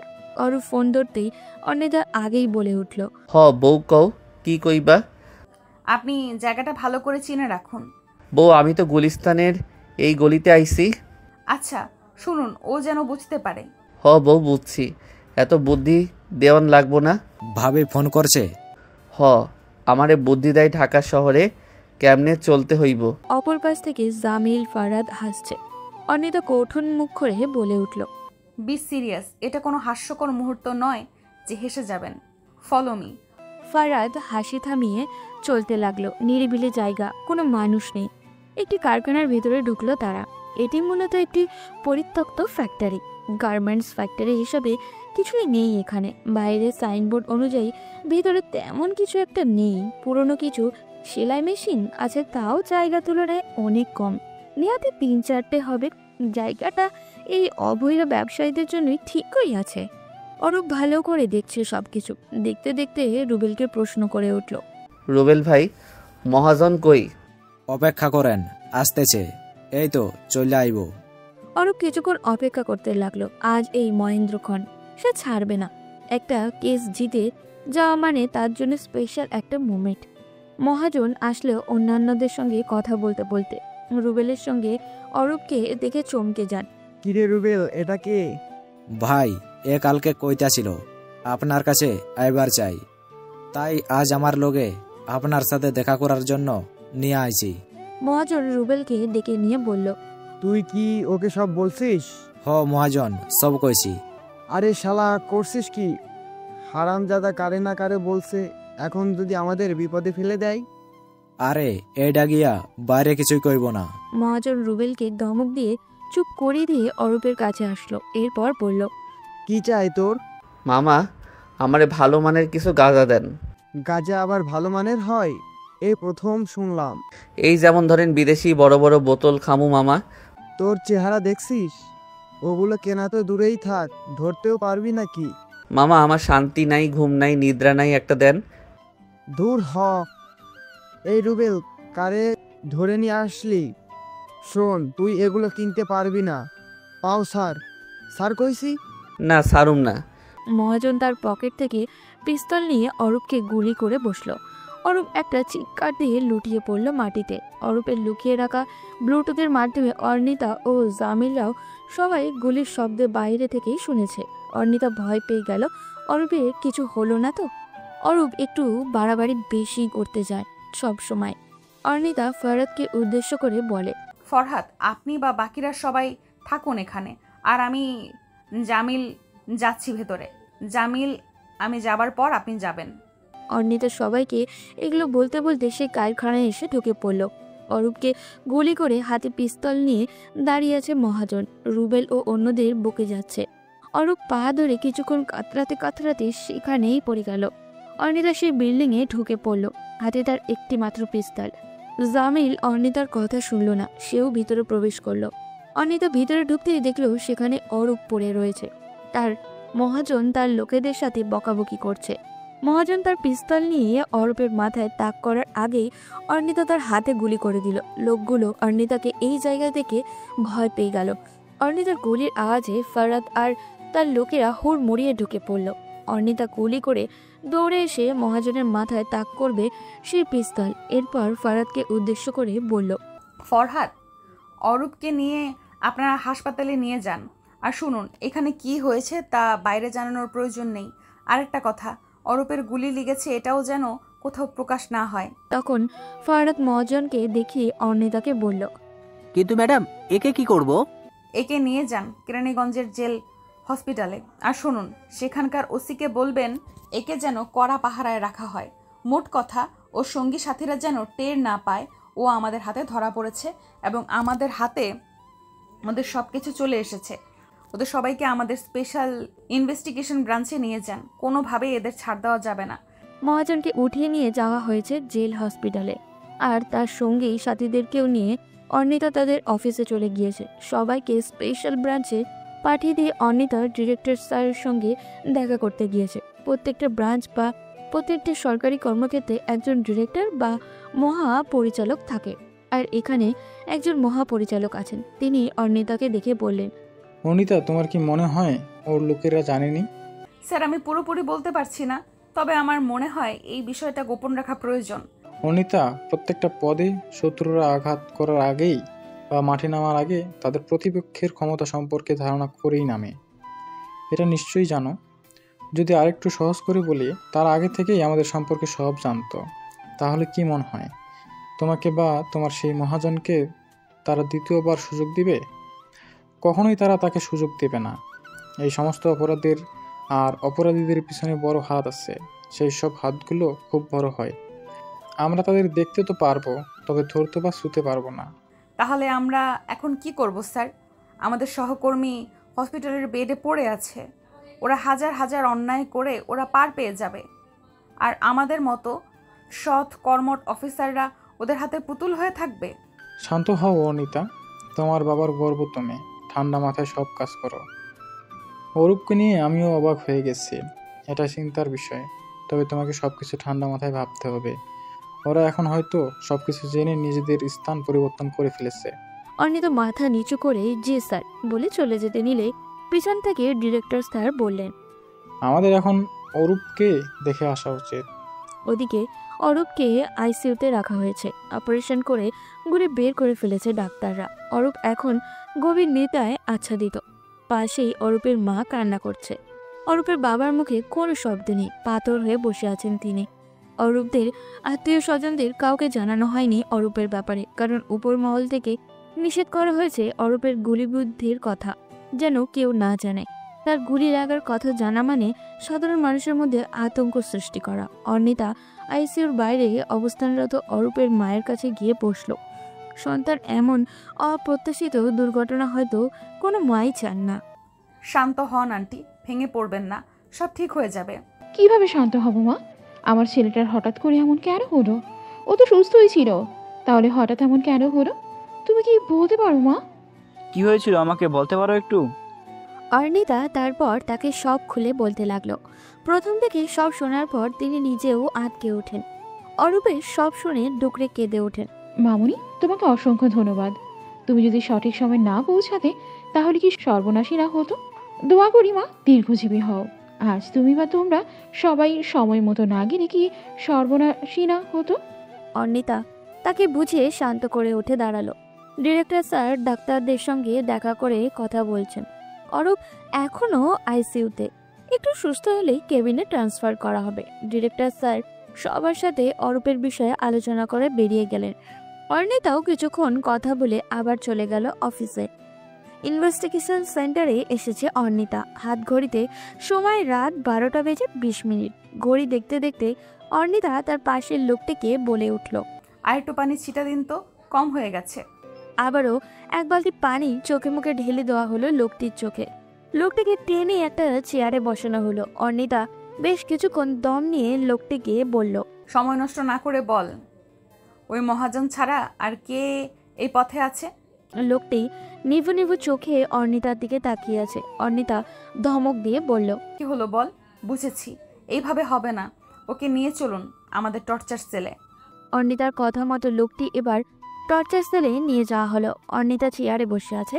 লোকটি চুল টেনে ধরে রেখেছে একজন, আরেকজন তাকে মোটা লাঠি দিয়ে ইচ্ছে মতো পিটিয়ে যাচ্ছে। অর্ণিতার সহ্যের সীমা পেরিয়ে গেল। হাতে পিস্তল নিয়ে লোকটির কপালে ঠেকিয়ে বলল, সোজা উপরে ওঠার প্ল্যান করেছিস নাকি? চল তোর প্ল্যান সাকসেসফুল করি। এত এত টর্চারের পরেও নিজের বসের কথা প্রকাশ করছিস না, এতটা তো এখন একজন সাধারণ মানুষ তার দেশের প্রতিও দেখায় না। নিজে মার খাবি, তারপরও কিছু স্বীকার করবি না। পিস্তলের ট্রিগারে চাপ দেওয়ার আগেই লোকটি নেতিয়ে যাওয়ার শরীর নিয়ে অনেক কষ্টে অর্ণিতার পা জড়িয়ে ধরল। ম্যাডাম বলছি, ম্যাডাম মারবেন না। আমাদের কাছে সাপ্লাই আসে ভারত আর মায়ানমার থেকে। এটা আমরা জানি কার হয়ে কাজ করিস। উনি খুব ক্ষমতাধর ব্যক্তি, ওনার কথায় সব চলে ম্যাডাম। উনি সবাইকে ফাঁসাতে পারে, বাঁচাতে পারে। কে এই লোক? লোকটি খানিকটা ইতস্তত বোধ করতে বলল। অর্ণিতা আবারও জিজ্ঞাসা করলো কে সে। লোকটি কিছুক্ষণ ভেবে তারপর বলে উঠল। অর্ণিতা কিছুটা চমকে গিয়েছে। অনেকদিনের চেনা নাম, হাজার চেষ্টা করেও বের করতে পারছিল না আলম চৌধুরীর কোনো খোঁজ। লোকটির দিকে তাকিয়ে অর্ণিতা আস্তে করে বলল, আলম চৌধুরী তোদের বস? কোথায় তিনি? উনি দেশে থাকেন না, দুবাই থাকেন। তবে এতটুকু বলতে পারবো, উনি দেশের বাইরে থেকেও সব পরিচালনা করে। আমাকে আলমের বা তার সঙ্গে যোগাযোগ আছে এমন কেউ থাকলে তার ঠিকানা বলো। মহাজন সহ আরো অনেকে আছে। অর্ণিতার চোখ লাল হয়ে এসেছে। প্রতিশোধ, তীব্র প্রতিশোধ। প্রতিশোধের নেশায় সে মর্ত যেন। মস্তক দ্বিখণ্ডিত করলেও যেন শরীর তাপ কমবে না। সে মাথায় হাত দিয়ে লোকটিকে আবারও প্রশ্ন করলো, আলম চৌধুরী দেশে কখনো এসেছে? জানি না ম্যাডাম। ঠিক আছে, থাক এখানে। বলেই অর্ণিতা পেরিয়ে চলে গেল। হাই স্পিডে গাড়ি চালাচ্ছে ও। সেই লোক যার জন্য সে অনাথ, সেই লোক যার জন্য লোকেরা তাকে দেখলেই মুখ ফিরিয়ে নিত, আজ তার নাম শুনতেই হলো। অর্ণিতা বাসায় এসে দৌড়ে বাবার রুমের কাছে গেল। গিয়ে বাবার পায়ের উপর ঝাঁপিয়ে পড়ল। জাহিদ আফসারি বই পড়ছিলেন। মেয়েকে এভাবে আসতে দেখে চমকে গেলেন। অর্ণিতার মাও আসলেন। মেয়েকে কাঁদতে দেখে মেয়ের মাথায় হাত বুলিয়ে বলতে লাগলেন, কি হয়েছে অর্ণিতা, কাঁদছিস কেন? আমি আমার আম্মুর হত্যাকারীর খোঁজ পেয়েছি মামুনি। অর্ণিতার মা অবাক চোখে তাকিয়ে আছেন। এত বছর পর সেই লোকের দেখা কি করে পেল? কি বলছিস তুই? আলম চৌধুরী তো সেই 20 বছর ধরে দেশেই নেই। তার খোঁজ আজ পর্যন্ত তোর বাবাই পায়নি, আর তুই কি না পেয়ে গেলি? আমি পেয়েছি মামুনি। আমাকে মহাজনের লোকেরা বলেছে সে দুবাই থাকে। দুবাই কোথায় থাকে? আর তাকে পাবেই বা কি করে? এত দূর যেহেতু এসেছি, তাকে খুঁজে বের করতেও আমার সময় লাগবে না। কিন্তু তাকে ধরা যে কঠিন মা। আমি তোমার জীবনের ঝুঁকি নিতে পারবো না। আর এত সহজ নয়। সে আন্ডারওয়ার্ল্ডের প্রভাবশালী কোনো ব্যক্তি। এত সহজে সে ধরা দিবে না। আমি এত কিছু জানি না বাবা, বোঝার চেষ্টা করো। ওর কারণে আমি আমার শৈশব হারিয়েছি। পাড়া প্রতিবেশী আমার উপর আঙুল তুলতো। আমার মা এতগুলো লোকের দ্বারা ধর্ষণের শিকার হলো। রাতের আধারে খাল পারে তাকে মেরে ফেলে আসলো। কেউ যখন তার অপরাধ নিয়ে কিছুই বলছে না, কেস নিচ্ছে না, আমার বাবাই সেই কেস নিয়েছিল। আর আমার বাবাকে তারা নির্মমভাবে খুন করলো। তুমিই বলো, আমি কি করে চুপ থাকতে পারি? তবুও মা, তুমি এই কেসে যেও না। আমি স্পেশাল ফোর্সের ব্যবস্থা করছি। তারা তাকে ধরার জন্য প্রস্তুত হয়ে যাবে। আর একটু ধৈর্যশীল হও। সময়ের আঘাত সময়েই দিবে। অর্ণিতা বাবার কথা শুনে চুপচাপ তার বুকে মাথা রাখলো। আজ জাহিদ আফসারি মেয়েকে বুকে আঁকলে রাখলো। অর্ণিতা জানে তার বাবা তাকে কখনো নিরাশ করবে না। তবে এটাও সত্যি, তাকেও চেষ্টা চালিয়ে যেতে হবে। সম্পর্কে জাহিদ আফসারি অর্ণিতার চাচা হন। অর্ণিতার বাবা আজাদ আফসারি বড় এবং জাহিদ আফসারি ছোট ভাই। আজাদ আফসারি একজন সৎ পুলিশ অফিসার। পরিবার নিয়ে তিনি চট্টগ্রামে থাকতেন। সেখানকার পরিবেশ ছিল প্রচণ্ড উগ্র এবং উচ্ছৃঙ্খল। আলম চৌধুরী ছিলেন সেই এলাকার একজন প্রভাবশালী নেতা। নেতা বললে ভুল হবে, বলা চলে পুরোদস্তর একজন গুন্ডা। বড় বড় মন্ত্রীরাও তার ভয়ে তটস্থ থাকত। কেউ তাকে নিয়ে ভয়ে কেস বা মামলায় জড়াতো না। সেই আলম চৌধুরীর নামেই কেস ফাইল করেছিল আজাদ সাহেব। আলম চৌধুরী এই নিয়ে হুমকিও দিলেন। তিনি তার দায়িত্ব থেকে সরে আসেননি। সেই দিনে রাতের আধারে তার স্ত্রীকে তার বাড়িতেই আলম চৌধুরী এবং তার সহযোগীরা গণধর্ষণ করে এবং সেখানেই তাকে হত্যা করে। ছোট্ট অর্ণিতা তখন 4 বছরের। তার মায়ের সাথে কি হয়েছে সে না বুঝলেও এটা ঠিকই বুঝতে পেরেছিল সেদিন তার মায়ের সাথে খুব খারাপ কিছু হয়েছিল। অর্ণিতার মা যখন চিৎকার করে সাহায্য চেয়েছিল তখন কেউ তার মায়ের পাশে আসেনি। অর্ণিতার চোখে এখনো ভাসে তার মায়ের আর্তনাদ। সেই দিন রাতে যখন অর্ণিতাদের বাড়িতে ওই লোকগুলো আসে তখন অর্ণিতার মা তাকে একটি রুমের বারান্দায় দরজা বন্ধ করে গিয়েছিল। তারপর আবারও বারান্দার সঙ্গে যুক্ত রুমটিকেও তিনি বন্ধ করে ফেলেছিলেন। হয়তো নিজের সর্বনাশের কথা আগেই বুঝে গিয়েছিলেন তিনি। অর্ণিতার বাবা রাতে ডিউটি করে বাড়িতে ফিরে এসে স্ত্রী আর মেয়েকে খুঁজে পাননি। বাড়ি থেকে বেরিয়ে তিনিও হয়ে যান লাপাতা। অর্ণিতার মায়ের লাশ খাল থেকে ওঠানোর পরদিন আজাদ সাহেবের লাশও পাওয়া যায় সেই খালেই। জাহিদ আফসারি ঢাকা থেকে চট্টগ্রাম এসে সেই দিন অর্ণিতাকে সেই রুম থেকে বের করে আনেন। ছোট্ট অর্নিতা সবাইকে ছেড়ে চাচার কোলে উঠে পড়ে। জাহিদ সাহেবও তার ভাই ভাবির শেষ সম্বলকে সেদিন বুকের মাঝে আঁকলে নিয়েছিল। অর্নিতাকে অনেক দেখে মুখ ছিটকাতো, কারণ তার মা ধর্ষিতা। ছোট অর্নিতা তখন অনেক ভেঙে পড়তো। তখন তার ছায়া হয়ে পাশে দাঁড়িয়েছিল তারই চাচা জাহিদ আফসারি। নিজের সন্তানের মতো লালন পালন করে বড় করে তুলেছিলেন তাকে। এইদিকে 24 ঘন্টা পার হওয়ার পরও আজ অরূপকে কেবিনে শিফট করা হয়েছে। অরূপের কিছুটা রেসপন্স পাওয়া গিয়েছে। ডাক্তাররা তাকে নিয়ে আশাবাদী, খুব তাড়াতাড়ি সে সুস্থ হয়ে উঠবে।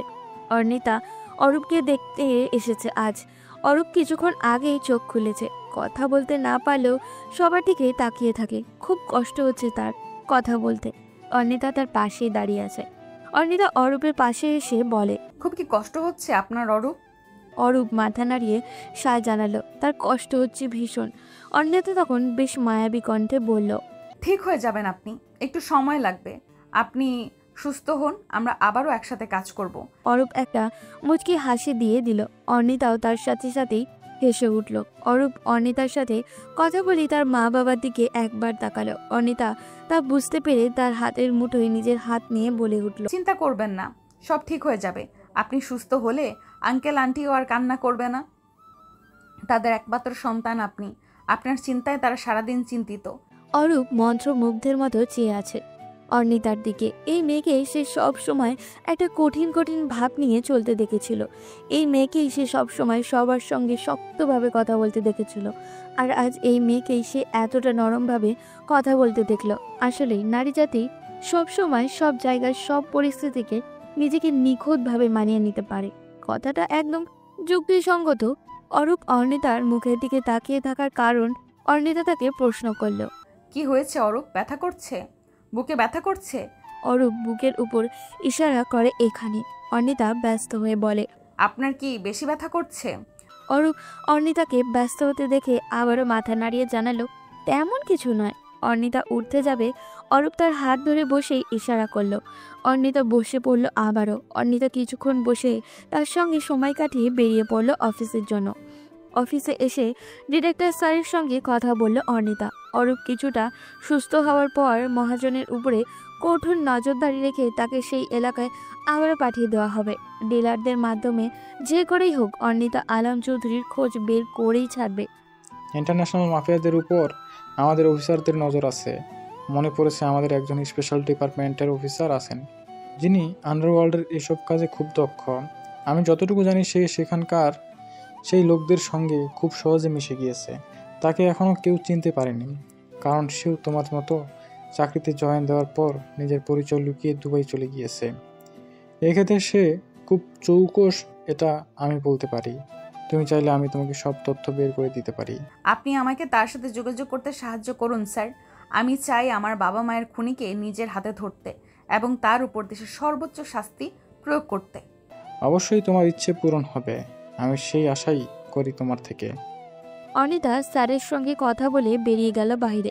দীর্ঘ 1 মাস পর অরূপ কিছুটা সুস্থ হয়েছে, হাঁটতে কিছুটা পারে। গুলির ক্ষতটাও বেশ শুকিয়ে গিয়েছে তার। অর্নিতা কাজের ফাঁকে ফাঁকে তাকে দেখতে চলে আসে। অরূপের মা বাবার সাথে বেশ ভালোই সম্পর্ক গড়ে উঠেছে তার। এরই মাঝে অর্নিতা দুবাইয়ে যাওয়ার ব্যবস্থা করে ফেলেছে। অনেকটা কাউকে না জানিয়ে সে একাই এসব করে ফেলেছে। অর্নিতার কাছে তার বাবা মার খুনিকে নিজের হাতে শাস্তি দেওয়াই যেন বড় চ্যালেঞ্জ এখন। এমনিতেই এতটা বছর সে এই দিনের অপেক্ষায় ছিল, এখন আর দেরি করা যাবে না। তবে অর্নিতা তার বাড়িতে এবং অন্যান্যদের কাছে বলেছে সে একটা কাজে থাইল্যান্ড যাচ্ছে। অর্নিতার বাবাকেও সে এই কথাই বলেছে। তার ধারণা বাবা এই কথা শুনলে তাকে কখনোই যেতে দিবে না। এয়ারপোর্টে দাঁড়িয়ে আছে অর্নিতা, সঙ্গে তার বাবা জাহিদ আফসারি ও তার মামুনি। এই প্রথম সে বাংলাদেশের বাইরে যাচ্ছে। থাইল্যান্ডের ফ্লাইট নাম্বার অ্যানাউন্স হয়েছে। অর্নিতার মামুনি অর্নিতার হাত ধরে রেখেছে, আর পাশেই অর্নিতার বাবা তাকে উপদেশ দিচ্ছে কিভাবে কি করতে হবে। অর্নিতার জীবনের সবচেয়ে বড় শিক্ষক বা আদর্শবান ব্যক্তি হচ্ছে তার বাবা। বাবার পর আর কেউই তার জায়গায় আসতে পারবে না অন্তত। অর্নিতার সময় হয়েছে, একটু পরেই হয়তো অ্যানাউন্স হবে। মামুনিকে জড়িয়ে ধরেছে সে। আজ থেকে তার যুদ্ধের শুরু। এই যুদ্ধের শেষ কবে হবে তার ঠিক নেই। মামুনিকে জড়িয়ে ধরেই তার চোখ থেকে পানি গড়িয়ে পড়ছে। সবার আড়ালেই চোখের পানি লুকিয়ে ফেললো সে। মুখে হাসি ফুটিয়ে মামুনির হাতে পায়ে হাত দিয়ে সালাম করলো। বাবার পায়ে ধরে সালাম করে নিল। তিনিও অর্ণিতাকে জড়িয়ে ধরলেন। মেয়েকে এত দূরের পথ অতিক্রম করতে হবে। জাহিদ আফসারি ব্যাগ রেডি করতে করতে বললেন, সাবধানে থেকো, আর কোনো সমস্যা হলে আমাকে জানিয়ে দিও। জি ঠিক আছে। তোমার জন্য সব সময় আমার দোয়া রয়েছে। যাও, সময় হয়ে গেছে, তোমাকে আর ধরে রাখতে চাই না। ঠিক আছে বাবা, মামুনি, তোমরা নিজেদের খেয়াল রেখো। যাই। অর্ণিতা সবাইকে বিদায় জানিয়ে চলে গেল তার গন্তব্যে। থাইল্যান্ড থেকে দুদিন পরই সে দুবাই শহরে পৌঁছাবে। দীর্ঘ সময় পর থাইল্যান্ড ল্যান্ড করলো বিমানটি। অর্ণিতা সেখানকার একটি রেস্টুরেন্টে অপেক্ষা করতে লাগলো এক বিশেষ ব্যক্তির জন্য, যার জন্য অর্ণিতা এখানে আসা। আর সবাইকে থাইল্যান্ডের কথা বলাও এই কারণে। অর্ণিতার গায়ে স্লিভলেস একটি গ্রাউন্ড, হাইলাইট করা মেকআপের কারণে আসল চেহারাটা তেমন ফুটে ওঠেনি। বাস্তবও মেকআপবিহীন চেহারাটা তার সৌন্দর্য যেমন ফুটে ওঠে, মেকআপ যেন সেই সৌন্দর্যকে ফিকে হয়ে গেছে। অর্ণিতার চালচলন দেখে কেউ সহজে বুঝতে পারবে না সে একজন গোয়েন্দার কর্মকর্তা। বাঙালি নারী হলেও আজ তাকে অন্যরকমই একটু লাগছে, বরং সবাই তাকে কোনো মডেলই ভেবে নিবে। এরই মধ্যে অর্ণিতার অপেক্ষার অবসান ঘটিয়ে প্রতীক্ষিত সে ব্যক্তিটি চলে এলো। অর্ণিতা হয়তো জানেই না তার উপরে একজন নজর রেখেছে। অনেকক্ষণ বসে থাকতে থাকতে বিরক্ত হয়ে অর্ণিতা ওয়াশরুমে ফ্রেশ হতে চলে গেল। দীর্ঘ জার্নির পর এমনিতে সে এয়ারপোর্টের ওয়াশরুমে ফ্রেশ হয়েছে, এখন আবার এখানে এসো। অর্ণিতা ওয়েটারকে ডেকে একটি কফির অর্ডার দিয়েছিল। এরই মধ্যে একটি লোক তার সামনে চেয়ারটিতে বসে পড়ল। অর্ণিতা তার হ্যান্ডব্যাগ থেকে মোবাইল বের করে এখানকার সময় আর ম্যাপ দেখতে লাগলো। অর্ণিতা তার দিকে একবার তাকিয়ে দেখে আবারও মোবাইলে নজর দিল। হাই, আমি দিহান। আমার ধারণা ভুল না হলে আপনি বাংলাদেশি, তাই না? অর্ণিতা মোবাইলের দিকে তাকিয়ে বলল, ইয়েস, আমি বাংলাদেশি। বলুন কি বলবেন? আসলে আপনাকে দেখে আমার ভালো লাগলো। বাঙালি মেয়ে থাইল্যান্ডের শহরে এসে একটা রেস্টুরেন্টে একা একা বসে আছেন, তাই ভাবলাম একটু আপনার সাথে সময় কাটাবো। অর্ণিতার কাছে বিরক্ত লাগছে খুবই, তবুও ধৈর্যের সহিত উত্তর দিল। অর্ণিতা এবার উঠে দাঁড়ালো। লোকটিও দাঁড়িয়ে পড়ল অর্ণিতার সাথে। এরই মাঝে একটি মেয়ে ডেকে উঠল, আর লোকটিও সেই দিকে ফিরে তাকালো। পিছনে ফিরে তাকানোর ফলে অর্ণিতার মনে হলো লোকটির ব্যাক পকেটে কিছু একটা দেখেছে সে। অর্ণিতা দেখেও না দেখার ভান করে বেরিয়ে গেল রেস্টুরেন্ট থেকে। থাইল্যান্ডের রাজধানী ব্যাংকক হলেও থাইল্যান্ডের সবচেয়ে দর্শনীয় স্থান হচ্ছে পাটায়া। পাটায়া যে শুধু শহর তা নয়, এখানে বিভিন্ন বড় বড় পর্যায়ের লোকজনের সমাগম। রাজনীতি থেকে শুরু করে বড় বড় মাফিয়াদেরও অঞ্চল এই পাটায়া। অনিতা দিনভর ঘোরাঘুরি করে এখানকার একটি হোটেলে উঠে পড়েছে। পরিবারের সবার সঙ্গে কথা বলল কিছুক্ষণ, তারপর শুয়ে পড়ল বিছানায়। অরূপ ফোন করেছে সবে মাত্র। অনিতা ফোন ধরতেই অরূপ বলল, মিস অর্ণিতা, আমাকে বিদায় না জানিয়ে চলে গেলেন। কাজটা কিন্তু একদম ঠিক নয়। সরি, সময় পাইনি জানানোর। কখন সময় হবে আপনার? অর্ণিতা চুপ করে রইল কিছুক্ষণ, এরপর আস্তে করে বলল, বিশেষ একটা কাজ পড়ে গিয়েছিল, তাই চলে এসেছি। যখন কাজ শেষ হবে তখন আপনার সাথে দেখা করে সব বলবো। ও আচ্ছা, ঠিক আছে। সেই বিশেষ কাজের শেষে বিশেষ দিনে আপনার সাথে আমার দেখা হবে আবারও। কি দেখা করবেন তো? জি অবশ্যই। আচ্ছা রাখছি তাহলে, কাল কথা হবে আবারও। আচ্ছা, আমিও কাল আপনার সাথে কথা বলবো। হঠাৎই অর্ণিতার লোকটির ব্যাক পকেটে থাকা জিনিসটার কথা মনে হলো। লোকটি তার নাম দিহান বললেও তার আসল নাম সাব্বির। রেস্টুরেন্টে আবারও আসলো অর্ণিতা। দিহানরূপী সাব্বিরের এই মাত্র এসেছে এখানে। অর্ণিতা যেন এই সময়েরই অপেক্ষায় ছিল। সাব্বির আজও আবারও একটা মেয়ের সাথে, তবে আরও কয়েকজন তার সঙ্গে আছে। সাব্বির বসা থেকে উঠে সিঁড়ির কাছে একটা জায়গায় গিয়ে দাঁড়িয়েছে। অর্ণিতাও পিছু পিছু নিয়েছে, তার পিছন দিক থেকে গিয়েছে। সিগারেটের গন্ধ পাচ্ছে সে। অর্ণিতা আর একটু কাছে যেতেই সাব্বির এক টান দিয়ে তাকে সিঁড়ির পাশেই সেই রুমে নিয়ে গেল। অর্ণিতার মুখে তার হাত, আরও হাতগুলো হাতের মুঠোয়। অর্ণিতা তার পা দিয়ে লোকটার পায়ে জোরে লাথি দিয়ে লোকটিকে কিছু বুঝে ওঠার আগেই অর্ণিতা পকেট থেকে পিস্তল বের করে লোকটির বুকের পাশে ধরল। Hands up mister Dihan Ayaz Khan. ক্রিমিনালদের সঙ্গে হাত মেলানোর জন্য আপনাকে আইনের আওতায় আনা হলো। দিহান কিছুক্ষণ বোকার মতো চেয়ে রইল, এমন ভাব যেন সে আকাশ থেকে পড়ল সবে মাত্র। কিছুক্ষণ এভাবে থেকে হেসে দিয়ে অর্ণিতার হাত মিলিয়ে নিল। অর্ণিতাও হেসে দিল। কেমন কাটলো থাইল্যান্ডের প্রথম দিন? ভালোই। আপনার কি অবস্থা? হ্যাঁ ভালো। একটা গুরুত্বপূর্ণ কথা আছে আপনার সঙ্গে। আপনার সঙ্গে অবস্থান করার লোকগুলো এবং মেয়েগুলো থেকে সাবধানে চলবো, তাই তো? হ্যাঁ, ওরা যেন কোনোভাবে বুঝতে না পারে আমরা এক, এবং আমাদের কাজ হচ্ছে ক্রিমিনালদের সব ইনফরমেশন সরকারের কাছে পৌঁছে দেওয়া। আপনার কি মনে হয় কতটুকু আমরা এগোতে পারবো? আমি পুরোপুরি আশাবাদী। এখান থেকেই তুমি আসল চৌধুরীর খোঁজ পেয়ে যাবে। শোনো, কাল সকাল বেলায় শহর থেকে একটু দূরেই একটি গ্রাম আছে, সেখানে আমার সাথে দেখা করতে আসবে। সেখানে আমি তোমাকে সব কিছু খুলে বলবো কি করে কি করতে হবে। আচ্ছা, তাহলে কাল দেখা হচ্ছে আবারও। এখন চলো, বেশিক্ষণ সময় হলে ওরা আমাকে খুঁজতে শুরু করবে। পরের দিন সকালে অর্ণিতা আর দিহান একসঙ্গে হেঁটে চলেছে। গ্রাম্য পরিবেশ বললেই হয়তো খুব সুন্দর দৃশ্য। অর্ণিতা আর দিহান মিলে হাঁটতে হাঁটতে একটি গাছের নিচে এসে দাঁড়িয়ে পড়ল। আমি তো আমার সম্পর্কে সবই বলে দিলাম, আপনিও তো কিছু বলুন শুনি। আমার ব্যাপারে আর কি বলবো? বাবা রিটায়ার্ড প্রফেসর, আর ভাইয়া একটা বেসরকারি প্রতিষ্ঠানের ম্যানেজার, আর আমি এই পেশায়, বলতে পারো শখের কারণে এই পেশায়। আপনার বাবা মাও কি আপনাকে এই পেশায় দিতে চায়নি? না, তারা তো শুরু থেকেই বাধা দিছিল। সবারই দেখছি একই রকম সমস্যা। আচ্ছা শোনো, আমি তোমাকে এখন আমাদের কাজ নিয়ে বলবো।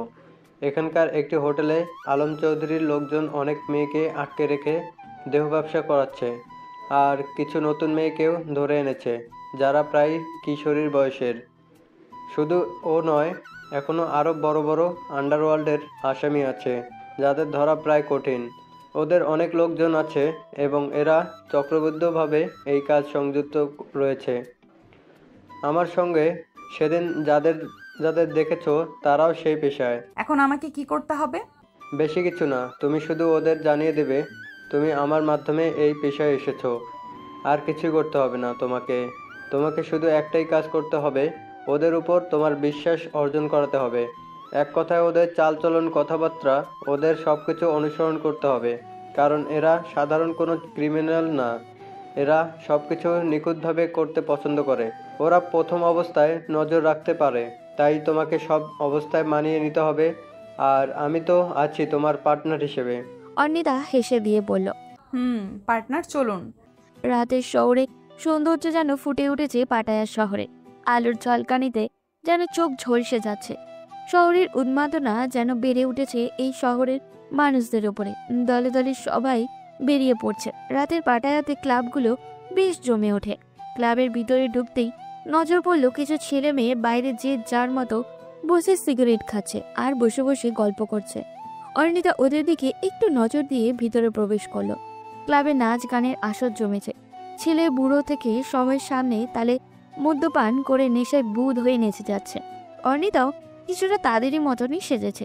কিছুটা সামনে যেতেই দেখলো দিহান বসে আছে, সঙ্গে আছে সেদিনের মেয়েগুলো ও আরো কিছু লোক। অর্ণিতা তাদের সামনে যেতেই দিহান তাকে ডেকে উঠল। এসে গেছো তুমি, মিস হেঞ্জেল। ও হচ্ছে নাইলা, যার কথা তোমাকে কালকে বলেছিলাম। ও কি তাহলে সে? হ্যাঁ, ও কাল এসেছে। ও মাই আল্লাহ, ও সত্যি খুব সুন্দর। মিস, আপনি দয়া করে বসুন। জি ধন্যবাদ। কিন্তু দিহান, তুমি কি নিশ্চিত সে আমাদের মতো সব করতে পারবে? অবশ্যই আমি অন্যদের মতো সব কিছু করতে পারি, আমি কেন পারবো না? তখন সেই মেয়েটার পাশে থাকা রোজা নামের একটা মেয়ে বলল, শুনুন মিস, কি জানো না? ও নাইলা, শুনুন, এটা এত সহজ কাজ নয়। আমরা আমাদের দেশ ছেড়েছি, এটা অনেক কঠিন। সর্বত্র পুলিশের লোক ছড়িয়ে আছে, আপনার যে কোনো সময় জেলও হতে পারে। এত কিছু শোনার পরও কি আপনি এই কাজ করতে রাজি? জি, এখানে আমি এটা করতে রাজি। কিন্তু তখন সেখানে থেকে বসে থাকে ইয়ান নামের এক থাই লিডার রোজার দিকে চেয়ে ধমক দিয়ে বলল, রোজা চুপ করুন, কথা বলতে দিন তাকে। রোজা চুপ হয়ে গেল। ইয়ান অর্ণিতাকে উদ্দেশ্য করে বলল, মিস নাইলা, আমরা চাই আপনি আমাদের হয়ে কাজ করুন। এইটা শুনে রোজা দাঁত কির মিরিয়ে ইয়ানের দিকে একবার তাকালো, তো আরেকবার অর্ণিতার দিকে। অর্ণিতার মুখে রহস্যময় হাসি। দিহান ইয়ানের সঙ্গে অর্ণিতাকে দিয়ে কি করা যায় বলতে লাগলো। অর্ণিতার যেহেতু এটা প্রথম কাজ, তাই তাকে বেশি কিছু করতে দেওয়া হবে না, তবে তাদের সঙ্গে মিলে একই সাথে সব কাজ করতে হবে। অর্ণিতা তাদের কথায় সায় দিল।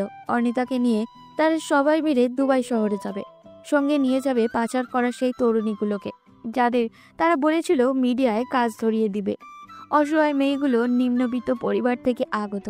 যারা এসেছে তাদের মধ্যে বেশিরভাগ মিডিয়ায় বা নাচের কাজে যোগ দেওয়ার আশায় এসেছে।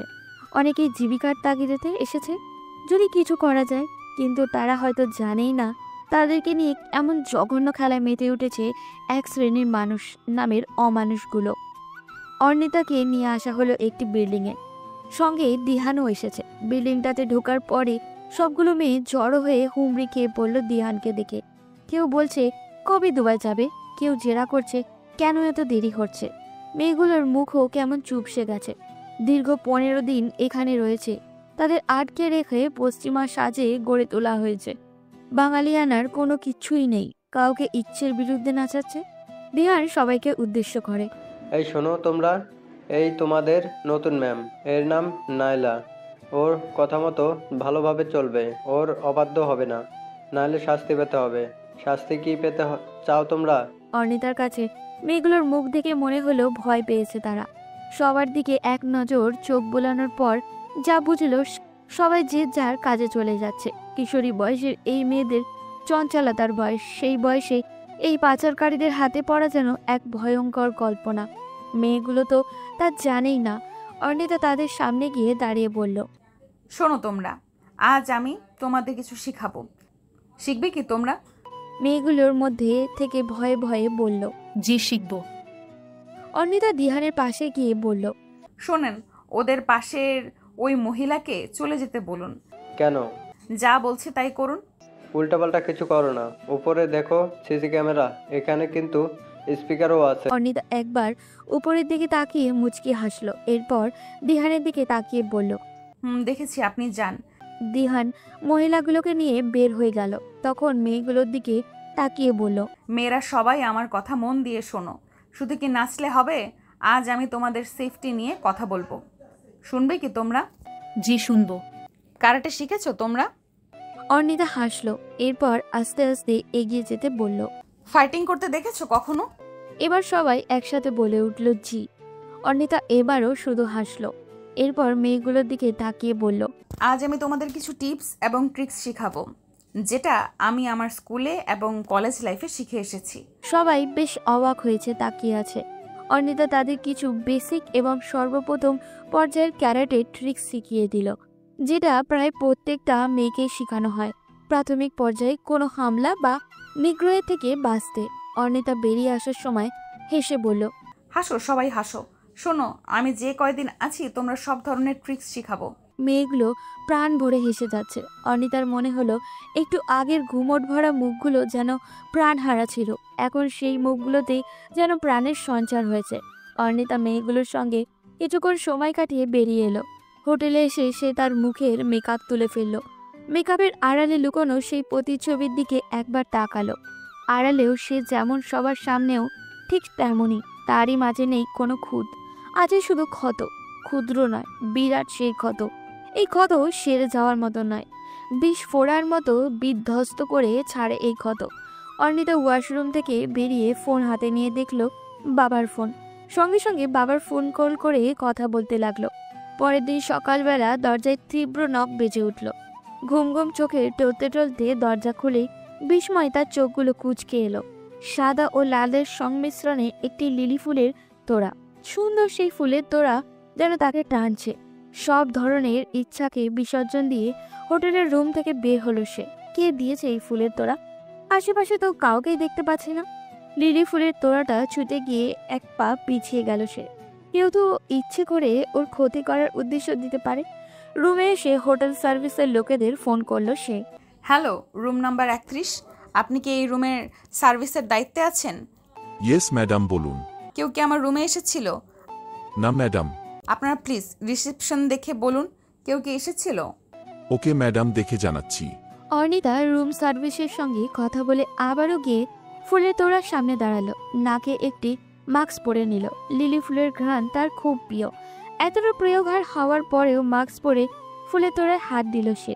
একটি ফুল ছিঁড়ে হাতে নিয়ে দেখতে লাগলো। ফুলটি দেখতে দেখতে একসময় ফুলের তোড়া থেকে একটি চুরকুট খসে পড়ল। চিরকুটটি দেখা মাত্রই তুলে নিল হাতে। সবার জীবনের গুগলি সমাধান করতে গিয়ে নিজের জীবনের গুগলি সমাধান করতে পিছিয়ে যেও না। বড় অদ্ভুত বাক্য। সে পুরো ফুলের তোড়াটা খুলে দেখতে গিয়ে আরেকটি চিরকুট পেল। সেখানে লেখা, হ্যাপি বার্থডে মিস অর্নিতা আফসারি। অর্নিতা চিরকুটটা হাতে নিয়ে ভালোভাবে দেখল। চিরকুটটা লাল কালিতে লেখা। হাতের লেখাটা খুবই সুন্দর। এই হাতের লেখাটা খুবই চেনা, কোথায় যেন দেখেছেও, খুব পরিচিত। কার হাতের লেখা এটা? কে জানে তার পছন্দের কথা? লাল আর সাদা লিলি যে তার পছন্দ, লাল রং পছন্দ, এটা জানলো কিভাবে? চিরকুটটা বেডসাইড টেবিলের উপর রেখে দিয়ে শাওয়ার নিতে ওয়াশরুমে চলে গেল সে। শাওয়ার শেষ করে এসে হোটেল সার্ভিসম্যানদের ফোন করলো। আপনারা কি কিছু পেয়েছেন? ম্যাম, অনেক খুঁজেছি, কাউকে পাইনি। ও আচ্ছা, বাদ দেন, আমার ব্রেকফাস্টটা পাঠিয়ে দিন। Okay ma'am. হোটেল সার্ভিসম্যানেদের সঙ্গে কথা বলার পর বাবার সঙ্গে কথা বলতে লাগলো অর্নিতা। মামুনি, বাবা, ভাই, বোন এদের সবার সঙ্গে কথা বলার পর ফোন নিয়ে অরূপের একটা কল করলো। অরূপকে ফোন করার পর ফোন বন্ধ পেল সে, তবে হোয়াটসঅ্যাপে গিয়ে তাকে পেয়েও গেল সময় মতো। তারপর দুজনে মিলে অনেকক্ষণ কথা বলল, যার মধ্যে অর্নিতা অফিসিয়াল কথাবার্তায় বেশি বলেছে। অফিসে আজকাল কি হচ্ছে, কেমন চলছে, এই সমস্ত কথা। রুমের এক পাশেই কফি মেকার আছে, যেখানে থেকে খুব সহজেই কফি বানানো যায়। অর্নিতা 1 কাপ কফি বানিয়ে নিল। সকালের ধোয়া ওঠা 1 কাপ কফি বড্ড প্রশান্তি দেয় তাকে। কফি নিয়ে ব্যালকনিতে এসে বসে পড়ল অর্নিতা। সকালে সূর্য স্নানের এই মুহূর্তটা তার কাছে খুব ভালো লাগে।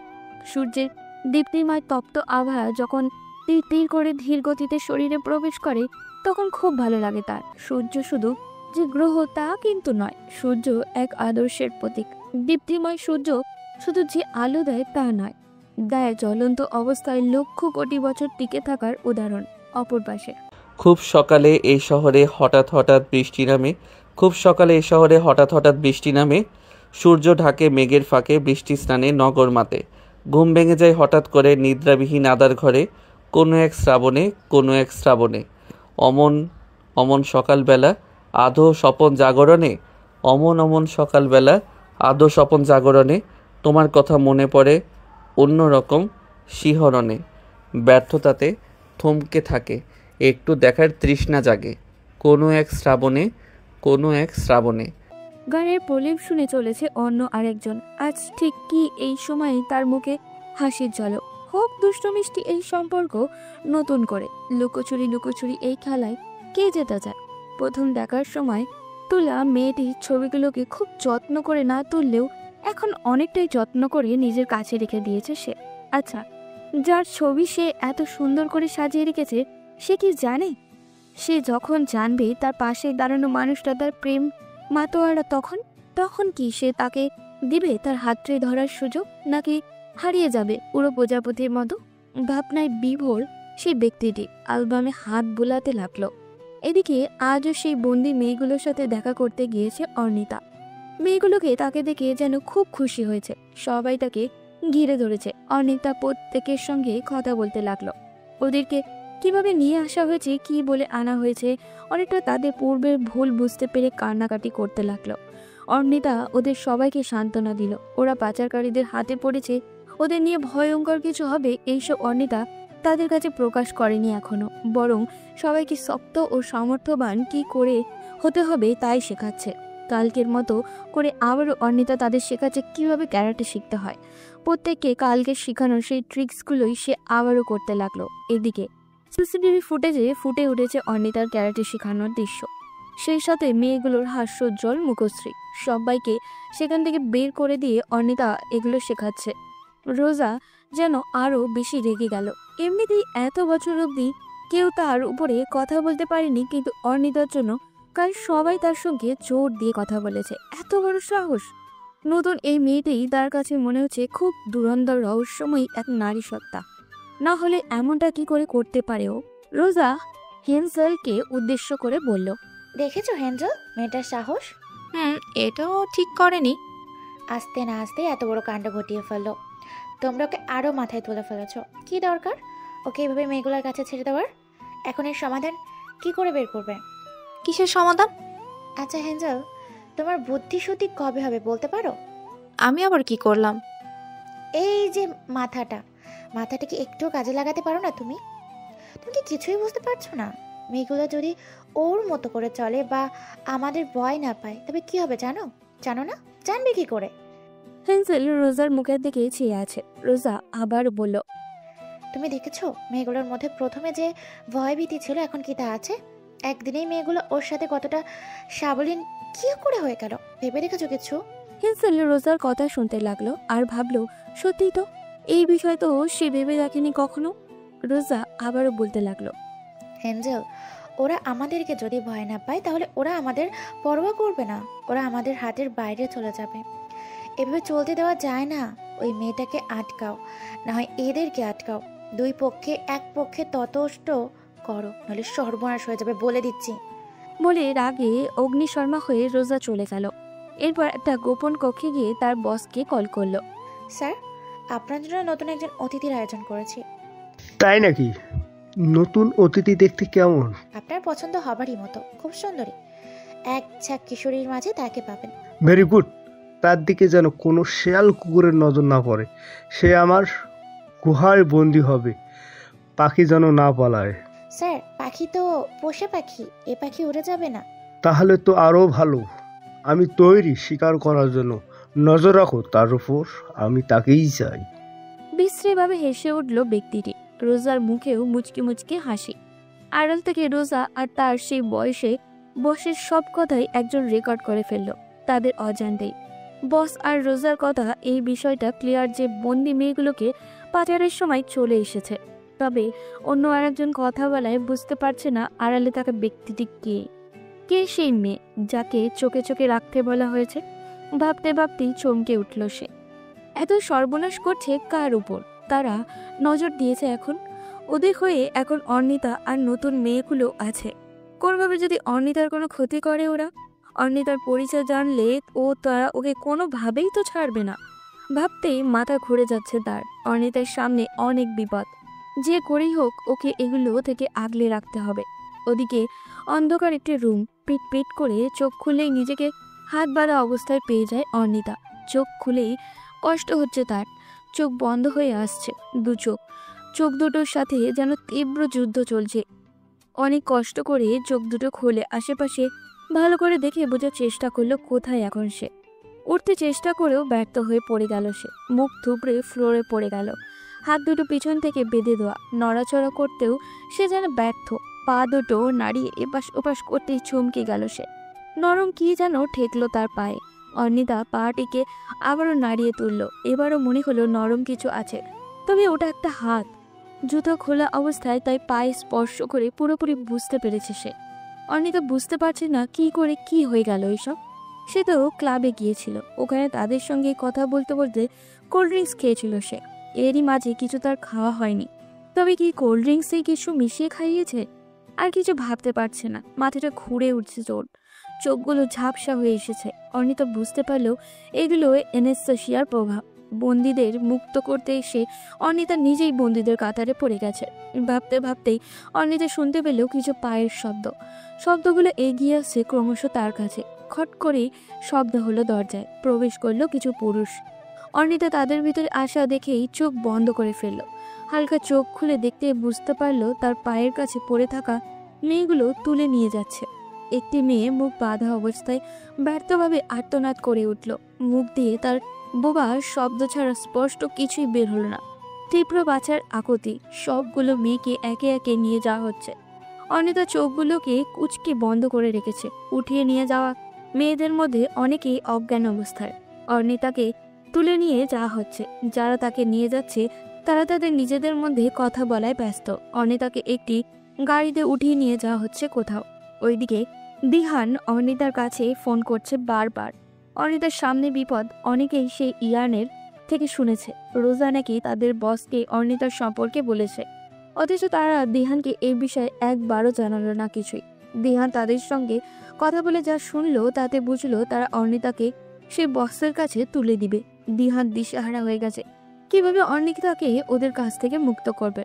অর্ণিতাকে একটি বিরাট বড় প্যালেসে নিয়ে আসা হয়েছে। প্যালেসের একটি বেডরুমে নিয়ে তাকে রাখা হয়েছে। অর্ণিতাকে রেখে লোকগুলো বাহিরে চলে গেল। ভিতরে প্রবেশ করলো একজন মধ্যবয়স্ক পুরুষ, সঙ্গে আরো কিছু লোক। অর্ণিতার সামনে এসে দাঁড়িয়েছে সে। বাহ, এতদিন সিনেমায় দেখতাম প্রতিশোধ নিতে কেউ আসে তার শত্রুর কাছে, আজ তা নিজের চোখেই দেখলাম। তবে আমার শত্রু যে একজন যুবতী তা আমি বুঝতে পারিনি। এমন সুন্দরীকে কি করি বলতে পারো? মারতে ইচ্ছে করছে না, এক কাজ করি, সারা জীবনের মতো তোমাকে আমি আমার করে ফেলি, কি বলো? লোকটি অর্ণিতার গায়ে হাত দিল এবং লোকগুলো সাথে সাথে অর্ণিতার কাছে গিয়ে তার হাত পা বেঁধে ফেলল। ঠিক তখনই ঘরে প্রবেশ করলো কিছু লোক, গলায় আইডি কার্ড আর হাতে বন্দুক, তাদের শরীরে বাংলাদেশ সামরিক বাহিনীর পোশাক। সেই লোকগুলোর মধ্যে থেকে বেরিয়ে এলো অরূপ। অর্ণিতা উঠে গিয়েই সাথে সাথে পাচারকারীদের সেই বস মানে আলাম চৌধুরী যেন অবাকের উপরে অবাক হচ্ছে। অর্ণিতার সঙ্গে দাঁড়ানো লোকগুলো একে একে নিজেদের ছদ্মবেশ সব কিছু খুলে ফেললো। আলাম চৌধুরী ওদের দিকে তাকিয়ে পুরোপুরি স্তব্ধ। এসব কি? তার মাথার উপর দিয়ে সব যাচ্ছে। অরূপ গিয়ে আলাম চৌধুরীর কলার চেপে ধরে পড়ল। আলম চৌধুরী, ও সরি, আলী আকরাম, দুবাইয়ের নামকরা একজন ব্যবসায়ী। ব্যবসায়ীর আড়ালে দেহ ব্যবসা আর মাদক দ্রব্যের বিরাট বড় মাফিয়া। আর এত বছর লোকচক্ষুর আড়ালে থাকলেও এখন আর পারেননি থাকতে। আলাম চৌধুরী পিস্তল নিয়ে গুলি করার আগেই অর্ণিতা তার বুকে গুলি করে দিল। অরূপ সহ সবাই অর্ণিতার কাজে পুরোপুরি বোকা বনে গেল। অরূপ অর্ণিতার দিকে তাকিয়ে বলল, অর্ণিতা, কি করলে এটা? অর্ণিতা চুপচাপ দাঁড়িয়ে আছে, যেন সে ভুল কিছুই করেনি। নিচ থেকে সবাই চিৎকার করে বলে উঠল, বোম ব্লাস্ট হবে, বোম চালিয়ে রেখেছে, যে কোনো সময় ব্লাস্ট হয়ে যেতে পারে। সবাই যে যার মতো নিচে চলে যান। ম্যাডাম, তাহলে আপনারা কখন বের হবেন? আমাদের চিন্তা না করে আপনারা নিরাপদে বেরিয়ে যান। ম্যাডাম, এগে কি করব? আমরাও দেখছি। স্টাফরা সবাই বেরিয়ে পড়েছে যে যার মতো। অর্ণিতা আলাম চৌধুরীর সামনে গিয়ে দাঁড়ালো। আলাম চৌধুরী কাতরিয়ে যাচ্ছে। অর্ণিতা আরও একটি গুলি করলো তার শরীরে। আগের গুলি আমার বাবাকে নির্দয়ভাবে হত্যা করার জন্য, এখন যেটা করলাম সেটা আমার মাকে গণধর্ষণ করে নির্বিচারে হত্যা করার জন্য। কি জানি বলেছিলি? প্রতিশোধ। তাহলে শোন, আরব্য বেদুইনরা জানের বদলে জান দিত, আজ আমিও তাই করলাম। হয়তো এখানে তুই একা একজন, সমস্যা নেই, তোকে নিয়েই আমি আমার সব 16 কলা পূর্ণ করব, দেখতে থাক। বলেই অর্ণিতা দিহানকে ইশারা করলো বোমাটা সামনে আনতে। অর্ণিতা হাতে দিতেই অর্ণিতা তা আলাম চৌধুরীর সামনে রাখলো। ঘড়ির কাঁটায় তখন টিক টিক করছে, হাতে মাত্র 50 সেকেন্ড। অর্ণিতা একটা হাসি দিয়েই অরূপ আর দিহানকে নিয়ে জানলা দিয়ে লাফিয়ে পড়ল। দৌড়ে বেরিয়ে পড়ল তিনজন রাস্তায়। ভূমি কাঁপিয়ে যেন ভূমিকম্প হলো চারপাশে। একটা ব্লাস্টে পুরো ওই অঞ্চল কাঁপিয়ে তুলল। কেউ জানল না আলাম চৌধুরীর কি হলো, কেউ বুঝতেই পারল না কি করে একজন মেয়ে তার বাবা মার হত্যাকারী নিজে হাতে তুলে খুন করল। অর্ণিতার আর্তচিৎকারে কেঁপে উঠল জাহিদ আফসারির বাড়ি। 5 মাসের অন্তঃসত্ত্বা সে ঘুম ঘুম চোখে উঠে বসল। চিৎকার শুনে ঘরের ভিতরে প্রবেশ করলো জাহিদ আফসারি। তিনি এখন রিটায়ার্ড পার্সন, ঘরেই থাকেন এখন। অর্ণিতার মামুনি রান্নাঘর থেকে ঘাম মুছে দৌড়ে চলে এলেন তাকে দেখতে। এসেই অর্ণিতার সামনে বসে পড়লেন। অর্ণিতাকে ধরে খাটের উপর বালিশগুলো উঁচু করে বসিয়ে দিতে তার বাবা। কি হলো মা, এখনো সেই আজে বাজে স্বপ্ন দেখছিস? বারবার সেই স্বপ্নগুলো চোখে ভাসছে। এসব দেখা যে তোর কবে বন্ধ হবে? শোন, তোর শরীরটা খুব দুর্বল, এভাবে চললে এসব আজে বাজে স্বপ্নই দেখবি, শরীরের উন্নতি কিছুই হবে না। দেখি পানি খা। আজই জামাই আসুক বাড়িতে, খাওয়া দাওয়ার কোনো খেয়াল রাখিস না, তুই সব বলে দিব। বলে দিও তোমার জামাইকে। আমি কি কাউকে ভয় পাই? বাবা, তোমার মেয়ে কি কাউকে ভয় পায় বলো? না, আমার মেয়ে কাউকে ভয় পায় না, সব দিক থেকে সে এগিয়ে। অর্ণিতার মামুনি চলে গেলেন তার কাজে। ওদিকে ক্লান্ত শরীরে বাসায় প্রবেশ করেছে অরূপ। বাবার অফিসে এমডি সে। একের পর এক বিপদ ছেলের উপর দিয়ে যাচ্ছে ভেবে অরূপের বাবা মা তাকে আর গোয়েন্দাগিরির পেশা ছাড়তে বাধ্য করেছে। প্রথমে পায়ে গুলি, এরপর দুবাইয়ে আলোচিত বোম ব্লাস্ট। লোক সমাজে প্রশংসিত হলেও জীবন নিয়ে টানাটানি। অরূপও বাধ্য হয়ে তার পেশা ছেড়ে বাবার প্রতিষ্ঠানে কাজে মন দিয়ে দিল, তবে সেটা বাবা মাকে খুশি করার জন্য। কিন্তু সিক্রেটলি নিজের এখনও জড়িয়ে রেখেছে এই পেশার সাথে। এটা তো তার স্বপ্ন, কোনো স্বপ্ন নয়। ঘরটা কেমন খালি খালি লাগছে। সহধর্মিণী যখন পাশে থাকে না, তখন পুরুষ হৃদয় নাকি একাকিত্বে ভোগে। এতক্ষণ যদি অর্ণিতা ঘরে থাকতো, তার উঁচু পেট নিয়ে সে অরূপকে শরবত বানিয়ে দেওয়ার জন্য কাজের মেয়েকে 10 বার ডাকত। অরূপকে টাওয়াল ধরিয়ে দিত ফ্রেশ হয়ে আসার জন্য। কিছুক্ষণ রেস্ট নিয়ে হালকা কিছু খেয়ে তৈরি হলো সে। কোথায় যাচ্ছিস? অর্ণিতাদের বাসায় আসতে একটু দেরি হবে। অরূপের মায়ের মুখে মুচকি মুচকি হাসি। দুবাই থেকে আসার পর অরূপ তাকে পাগল করে ফেলেছিল অর্ণিতাকে বিয়ে করবে বলে। অরূপের কথা শুনে বিয়ের প্রস্তাবও পাঠান অর্ণিতাদের বাড়িতে। অর্ণিতার বাবাও খুশি হন এতে।